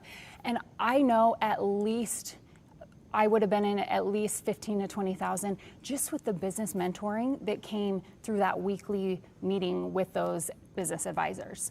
I feel like Goldman Sachs is really investing in small businesses and helping them to grow, and they're not looking at it as a way to, hey, we're going to insert capital in all these businesses. They're saying, we know that these small entrepreneurs, these small businesses are the backbone of the economy, yes, and we want them to grow, and this is what it looks like, and here's how we can help them. So I'm so grateful for this opportunity that I had to go to it knowing they just invested in me. What am I going to do now to pay this forward? Oh my goodness, absolutely. I think that I would love to talk to a little bit about the numbers of the stats. The program has actually been going on for 15 years. And there's 17,000 alum from across the country. And once you graduate, you have access to all 17,000 alums. And in general, the 66% of those businesses after 6 months have grown in revenue, and 44 have created new jobs.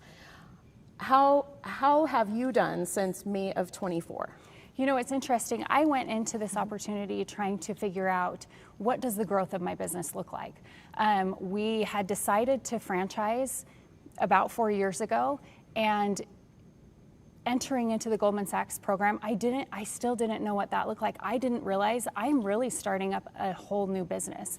So entering into that space, we started with a growth plan, and that was something right away that our business advisor helped us work on. Is what does this look like for you to grow and scale? What is this going to look like? Where is your growth opportunity?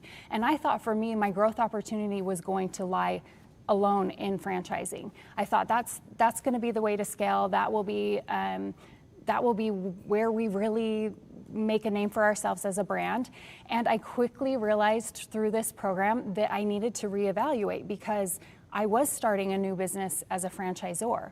In order to be able to manage my finances and make sure that I could meet those financial needs as a new franchisor, I was going to also need to grow my corporate side. So open more corporate locations to be able to help fund those franchises until those royalties started paying back and covered the cost of the corporate team. So I went into this thinking I had one growth opportunity. I came out of it learning I needed to reevaluate how I was going to grow and what that growth looked like.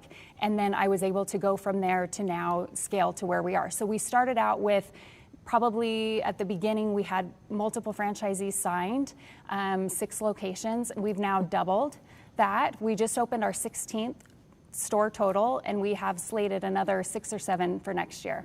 Gives me goosebumps. It's so fun. It's amazing. I want to talk a little bit about the model for the Idaho cohort. So it'll be hybrid.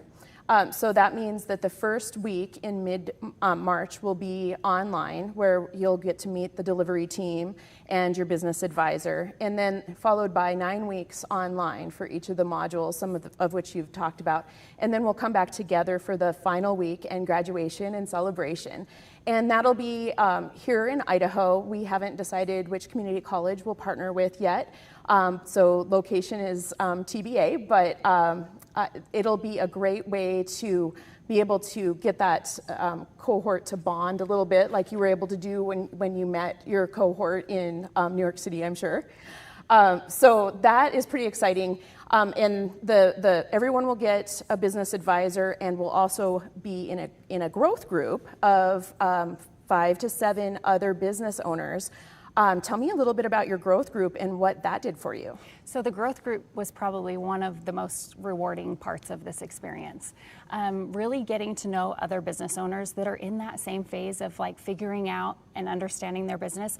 But sometimes you just don't know what you don't know. So to have all of these leaders within their own spaces sit down and talk with you every week, not only your business advisor, but these are people who are really ready to get down and work in their businesses, and they want advice. So we're sitting there running ideas off of each other. It was almost like having your own board of directors just every week that you got to meet with weekly, so that you could bounce ideas back back and forth with each other and really figure out, like, what do you think?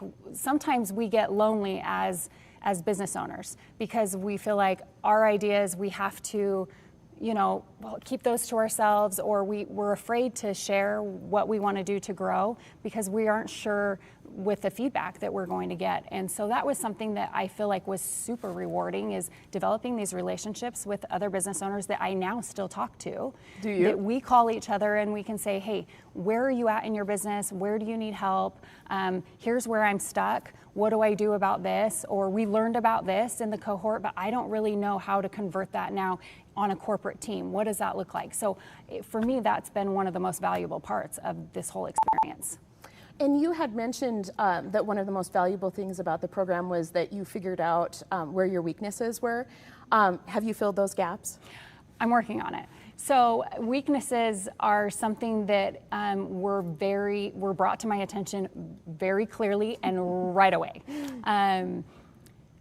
Like I said, you don't know what you don't know. And as entrepreneurs, sometimes we're just in the grind of doing the day-to-day. So as we were going through these modules and we're learning about what it means to be a leader, what metrics should look like, and how you should evaluate your own metrics, what it means to be bankable, what it means to go look for funding, all of these concepts were things that I just wasn't even, they were totally off of my radar. So now we're getting to the point I learned leveraging debt at the point that I was when I first started. I wasn't ready for that.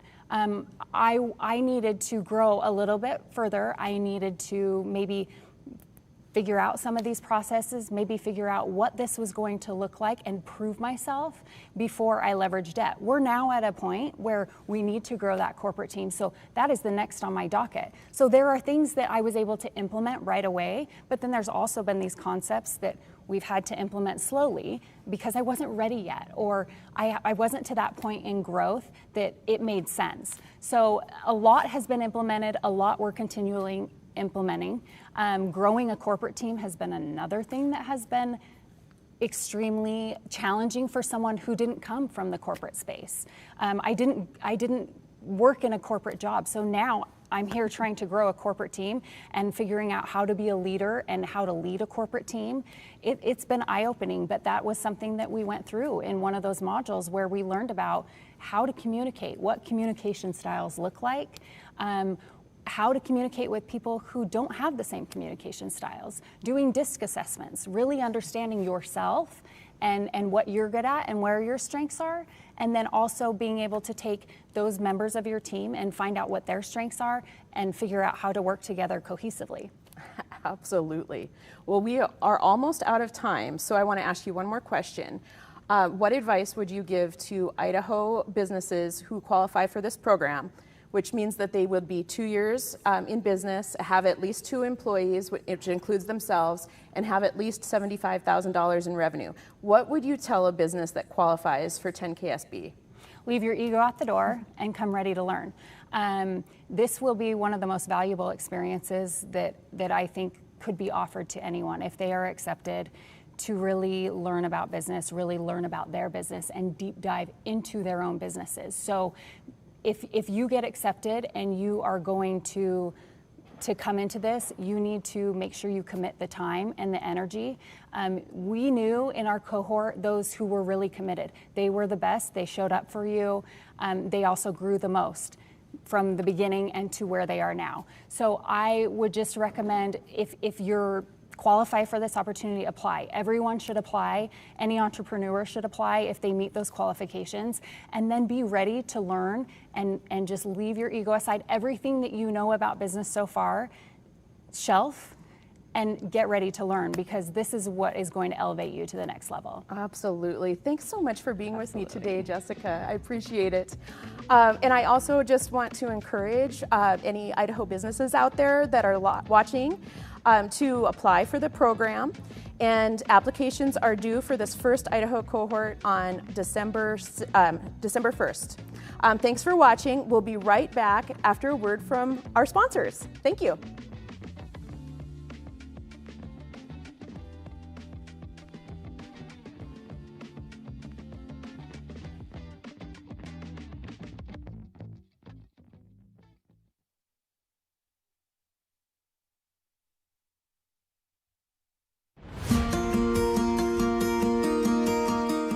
The Boise office of Perkins Coie is one of our smaller offices by size, but definitely not one of the smaller ones by heart and passion. I love our team, I love our culture in the office. We have a great camaraderie. There's a spirit of collaboration and congeniality here. We have a lot of the key practice groups represented here. We've got litigation, business of course, environmental, intellectual property, and that creates kind of a keystone to being able to reach out to the support in the rest of the firm. So, if a client is working with the folks in the Boise office, they're not just working with the Boise office, they're working with the whole firm. Boise is exploding right now. Folks come in on a regular basis that are interested in opportunities to either invest in companies or invest in the community and be a part of it. We do this in furtherance of the bigger mission, which is making the community a better business environment and a better community for everyone.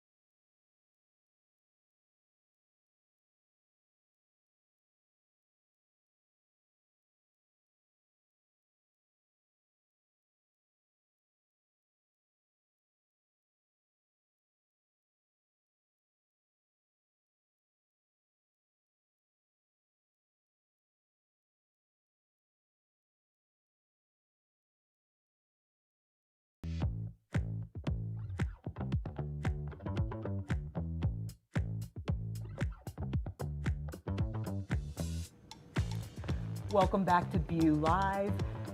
You're here now with Melanie Rabaki, that's me. I'm a partner over at Perkins Coie, and more importantly, the chairman of Trailhead that is sponsoring this great event. We're super thrilled that you're with us, and whether you're here live or watching us, it's my honor to be sitting here with Mr. Jorgensen, Brian Jorgensen from Capital 11, and we're gonna try to stay on script, but we're gonna talk about the art of the deal. Wait, that's what we're talking about? Oh, gosh darn it. Yes. Wait, what did you think we were talking about? I don't know. Just along for the ride. Yeah, just along for the ride. Hardly. Brian and I were just kind of chatting a little bit about this. We've known each other for a few years now, and we've been chatting about it, and we've definitely seen some interesting things in, the market, the national market, and certainly our local market. So, Brian has some acronyms that we're going to use to guide our journey here a little bit, because Brian, I don't really think we could talk about the art of the deal. I mean, the art of the deal, that's not like an academic thing, right? Like, you could go study, the art of war or Machiavelli or like whatever, and you can get some skill sets, but you kind of need to know what's going on in the market also to understand, right? Because that's where your leverage, your thesis, your narrative comes from. So you have some fun acronyms. Let's riff a little on them. Well, first I'll say the genesis of these acronyms, because I was intending on just riffing until you sent a late email last night with all of this research, and I was like, oh no, I better come up with better content than what I had planned. So at 5 a.m. this morning, I've been waking up at 5 a.m. like the last 10 days. It's like someone cast a spell on me or something. But at 5 a.m. this morning, I started kind of maybe thinking of some acronyms. So the acronym that I'd like to talk about today is actually LUCKY. And, I don't need to drone on and on, but... Well, technically it's Lucky Brian if we get there. But we'll start with Lucky, because... If we have time, we'll see. But I don't know. But the timer hasn't even started, so that's another thing. So. You poor suckers who are eating lunch and dealing with this. If you're still watching... We're rolling with the punches here. Yeah, if you're still watching, this is going to be good stuff. This is a real conversation, nothing scripted. No, Brian's going to be dropping the bars, man. I love it here at BEW.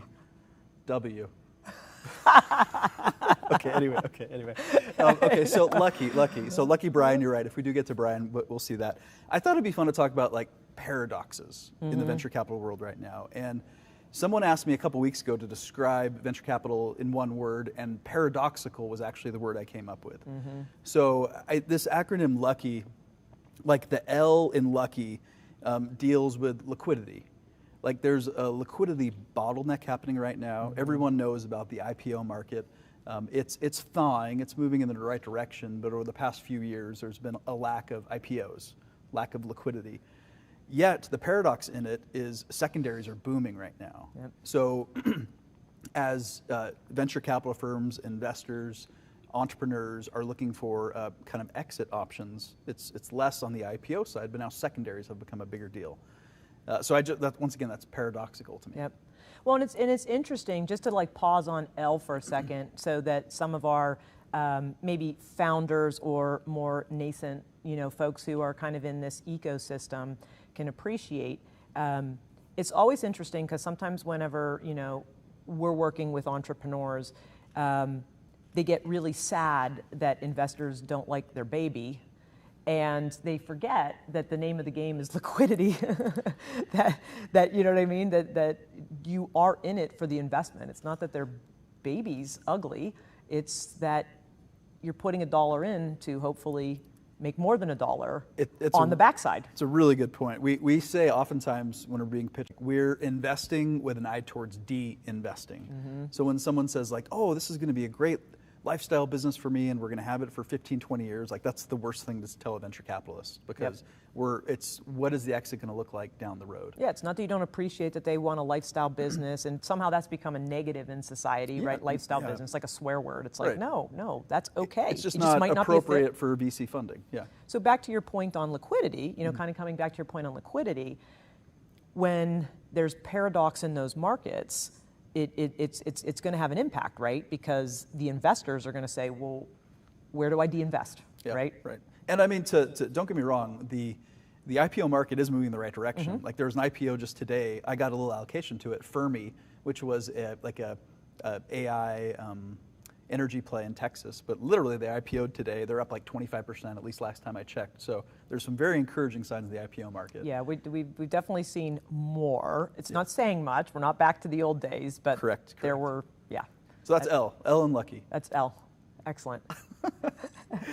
On to you. Yeah, on to you, yes. Because remember, it's Lucky. If you're still paying attention, Lucky. We're going to spell Lucky. So U is, yes, we're going to spell Lucky. And we probably won't get to Brian at this rate, actually. So U is like with up rounds, like upward valuations. If you were to look like pulling back like 30,000 foot level, valuations have kind of stagnated. Like it's not frothy right now. It's just kind of steady eddy. Yet the paradox is, if you were to look at some of these AI deals, these really big ones, they're very, very, very frothy. So you get a little bit of a bifurcation of, okay, steady eddy, valuations aren't getting too crazy like they were a few years ago. Yet for these AI firms, they're scarce and lots of capital chasing those deals, which then runs up the valuation. No, it is. It's crazy. So I'm going to throw a little joke out there, because if anyone knows, I don't think I'm going to be able to deliver it the way Brian does. So Brian, what? Hit me with it. I'm ready. Yeah, I'm ready. Kids start laughing already. So why'd the startup bring a ladder to the pitch meeting with the VC? I don't know why. He heard the investor was interested in up rounds. So, anyway, yeah, where's the laugh track now? But kind of getting back to the up round, perspective, it's interesting, and sorry, this is like an unscripted question, so I don't mean to, catch you off guard, but like, what are your thoughts on valuations in the market right now? Because we've definitely seen some really interesting, valuations, and that could either be like, a good thing, or it could be, the beginning of a bubble. So I don't know if you have any thoughts on that. Yeah, I'm particularly very with AI, right? I'm very, very, very bullish on AI, actually. So AI infrastructure, data centers, like I believe we're in the early innings, and so I'm very pro that. But I also think in concentric circles. So for us at Capital 11, like Idaho is a big focus of ours, then Intermountain West, and then the rest of the country. So because of that focus, like Idaho, Intermountain West in particular, the valuations relative to other geographies, it's still favorable from an investor standpoint. And more normalized, so things don't get if you will. too, and that's a function of just supply and demand, like most things anyway. Like there's less capital allocators that are investing in Idaho, for example. I wish there would be more, like a rising tide lifts all boats, and over time there will be, but for the time being, the valuation hasn't gotten too crazy that I've seen kind of in this region. And again, for some of you folks that are a little new to like these topics or what we're kind of chatting about, the importance of valuation, like you understand this in your own world, you just might not in this world. And think of it as like buying a house, right? I mean, if you buy a house lower, then you hope to sell it later, and you want to have appreciation on it. But if the house is worth, if the price tag's worth way more than the house, at some point that flattens out, right? And that's kind of some of the concern folks have in this world is how high is high, right? I mean, we're seeing like billion-dollar deals on a regular basis now. Like, when will we start seeing trillion? You know what I mean? Right, and that's just like, I don't even, what's the next number? Google? Like, what does that look like at some point down the road? Yeah. C. Are we ready to get off a... We're ready, yeah. So the C in Lucky is concentration. And this is, once again, paradoxes. So we're in this weird spot, and this is as a VC talking. So LPs, limited partners, investors, there's been more and more concentration to these mega funds. Like, there's the haves and the have-nots. A lot of these funds are getting larger, they're massive funds. So that's one side. But the paradox of the situation is there's actually more emerging managers and like micro funds than there ever have been in the past. That's interesting. So you get both like a concentration and this fragmentation of venture capital firms, which is, it's just, once again, it's a paradox. It's kind of an unusual situation that we're in right now. Yeah, it's interesting. It'll be interesting to see how, so with that fragmentation, do you think there will be more, are they chasing the same deals, or are they like, hey, let's go back to the, you know, I don't want to say bottom of the market, but the earlier stage opportunities? There's a little bit. I think there's this push that a lot of capital allocators in general are becoming a little more broad with their thesis. So they're not purely staying in their lane, like, oh, we were a late stage VC.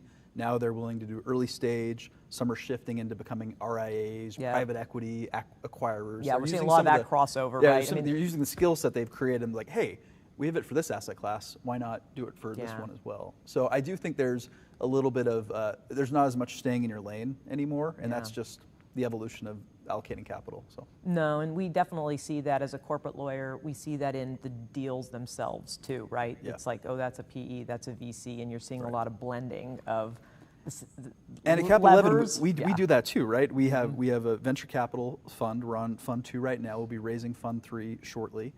We have a private equity fund. We have a real estate fund. We just launched an M&A advisory arm. Like, we are very much being proactive and innovative in being able to capitalize on everything happening. No, that's great, particularly for this market. So hats off to you for that. K. K is a little bit of a stretch. Like, I have KPIs on here, and what I mean by that is, you know, companies nowadays are raising more runway than they ever have before. I don't have a specific number that I say, like, oh, you need to raise at least X months, but let's say on average companies are raising 2 to 3 years. So the paradox is that these companies have more cash than they've had in the past, yet from an investment standpoint, investors, the patience is a little bit less, like, to be able to hit your milestones and your metrics and your KPIs. So there's the paradox of, okay, you have more cash, but actually to prove out your thesis, there's less time that investors are kind of granting these companies. No, this is actually a really interesting one for me personally, sitting in a lot of board meetings with clients, right? And so you sit in these board meetings with these clients, and you know, part of the room is, you know, the founder dynamic, maybe still, you know, if they're still around, and then part of the dynamic is the money, right? The folks that put the money in. And I kind of liken it to sports analogies, right? It's like, you know, I have sons that played baseball, and, you know, there was this moment in time where it was like, oh my God, Babe Ruth, watch him hit the baseball, like, it's amazing, like, it doesn't matter. Like, would he have been someone that a college would look at today, right? Because can he run the 60-yard the right way? Can he hit? Does he have the right power coming off the bat, right? Like, and I kind of wonder about that in the business world, about, like, at what point does science take over art, if that makes sense? But the business is the business. It does make sense. I used a sports analogy with a friend of mine yesterday, and I got a hat trick, and then, but a fourth thing happened. I was like, wait, what do you call it when four things happen? And because a turkey's 3-2, is it a grand right? slam? So it's not a grand slam. Yeah, I guess it could be a grand slam. I don't know. But that's an aside. What are we talking about? Anyone. Let's go back to why. Lucky. yeah. So the finishing up this acronym, Lucky, is, once again, this is a little bit of a cop-out, but yearly trends is what I had kind of thought about. And this is the paradox of record levels of dry powder. So there's record levels of investable capital, yet less deals are happening. So I think we're back to like 2016 levels. So it's not that capital is scarce, it's conviction is scarce. So it's harder to get an investor to write a check these days than it was when there was easy money in 21, for example. So paradox, lots of money, fewer deals. Ooh, I like this one. You and I didn't really chat about this in advance, and like, how do you break the log jam of conviction? Like, what do you think's happening? Is it like leaderboards now? Like, everyone's afraid to, like, make the bad investments? Like, is it like not the right deals? Like, what do you think's causing that? I think some of it is a flight to quality. There's a little bit of, like, one of the negative connotations of being a venture capitalist is being lemmings, like just following, herd mentality, so to speak. There's maybe a portion of that involved, but really it's just, it's tricky, because I think about, like, us at Capital 11, and I wouldn't say that our mindset or has changed or our paradigm has shifted at all. It's just really like there's scarcity of dollars, but for us, I guess I don't really have a good answer because I'm rambling. I mean, it's... No, but it is interesting, right? I mean, because I have a whole bunch of different theories, like not to, sorry. No. Help me out here. Well, yeah, I was gonna say, like, but it's kind of interesting, right? Like you see some of these funds out there that are on their, whatever, fill in the blank, right? Like fifth vintage or whatever they're on.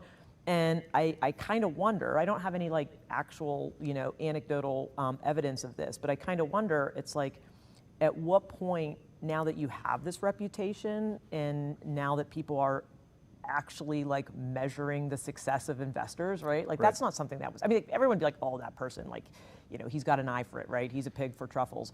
But the Midas touch. But now we're measuring it, right? Like there's actual leaderboards that are like, more readily distributable, more like Carta does a fantastic job of putting some stuff out too. So do you think that creates a chill? Because now people make it a little bit more it might. I think that the logjam comment you made, like as liquidity events happen, as the IPO market thaws, as M&A becomes a little more prevalent again, like as DPI happens, as capital is returned to LPs, I think then it will thaw everything for everybody. It'll be that trickle down effect. Which I'm a firm believer in free markets, so I think that. But I don't think VCs are like, we're certainly not afraid to take big swings, and it's just part of the game. Like there's unfortunately with early stage investing, there's strikeouts and quite a number of them, and you just have to lean in when you have high conviction, when you have signal, and just go for it. Yeah. So for those of you out there, it's tough because a lot of people are like, no one's investing. So maybe the advice to them is, hang tight, guys. Hang tight. Try to survive. See, I knew we wouldn't be able to get to the Brian part of the acronym. So you're just going to have to wait till next year for part 2. Maybe I start the B as a teaser. Oh yeah, go so do it. So the B in Brian is that bridge rounds are no longer taboo. A couple years ago, the joke that was made is like, oh, this is a bridge round. Let's make sure it's not a bridge to nowhere. But I think the latest statistics, like 30-40% of all rounds, and not just like pre-seed seed rounds, like all rounds, like Series A, Series B, are bridge rounds. So it's one of those things that is no longer a stigma, and it's creative financing, creative structuring. So for the entrepreneurs, the founders out there, like, no harm in doing a bridge round. It's and we're seeing common. Like safes in like easily 7, sometimes even 8. You know what I mean? Like we're seeing like things like that. The traditional kind of safe or convertible notes even. So lucky B. There we go. Lucky B. I like it. Well, anything else you want to say in closing before I take us home? No, I think we should we peaked. I think so too. We peaked. We should we should wrap it up. Well, we appreciate it. Thank you for watching. Please don't forget that to watch the Trailmix live tonight at Jump at 5:30, and we'll be back tomorrow as well. So thank you again. Thanks for joining us.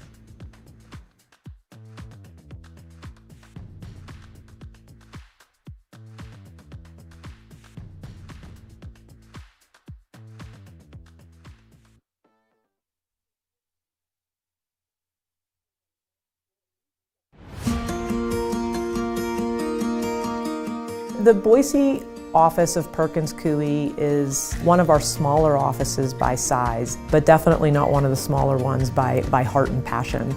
I love our team, I love our culture in the office. We have a great camaraderie.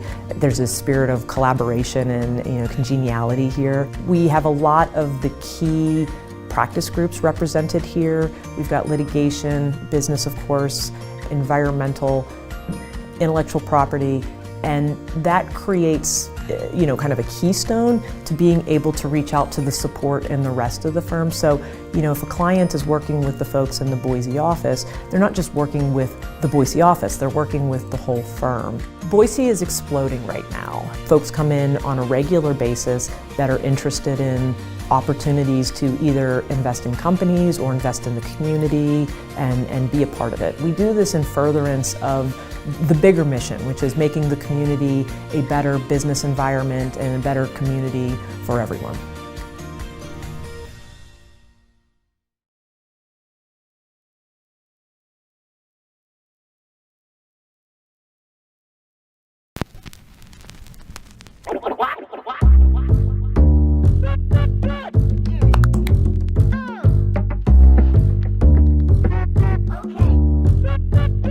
I would be the first to recommend vinyl to anybody that is out there launching a company or making a decision on what to do with regards to their technology.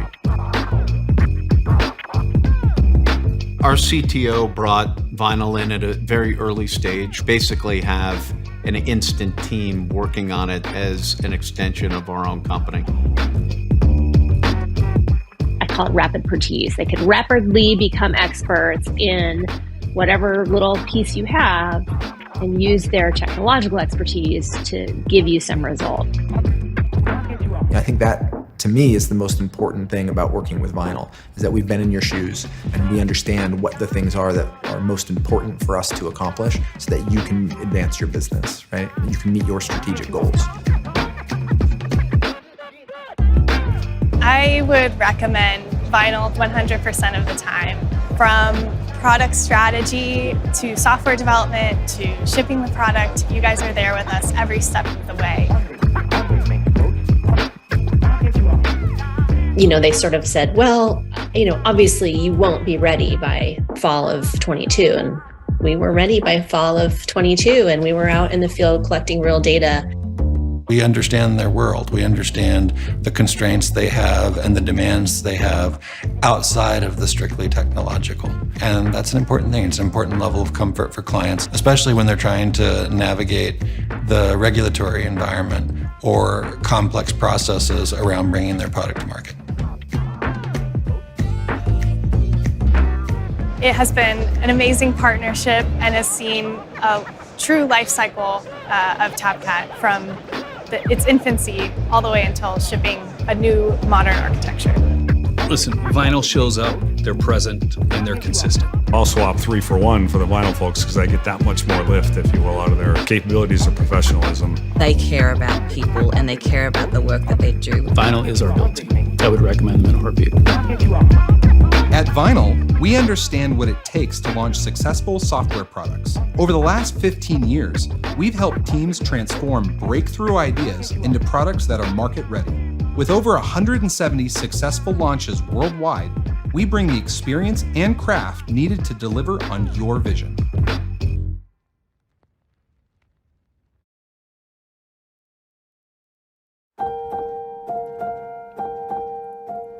This was about us trying to help this community, about us trying to bring everybody together. I say that I'm too either stupid or stubborn to quit. So I would have kept going, but I would not have progressed at the rate that I am without the support of folks like you guys. Go get help, because people love helping. People love mentoring. People love helping the communities grow. But think about the compounding effect of not just money, but the compounding effect of effort. The compounding of what we're doing in this community to build and support each other to build things. You know, we have such a vibrant sort of community here, but it's still very young. I mean, a lot of first-time founders, a lot of folks really kind of taking their first up at bat, trying to be a startup founder. We're all learning and kind of pivoting together. They're so approachable. They're willing to take the meeting, they're willing to take the coffee, they're willing to just be helpful. It was a labor of love for this community that has reaped huge benefits. And that is why I think I am so excited and enthused about what is happening here. And every year I get more and more excited because I think it's getting bigger and bigger.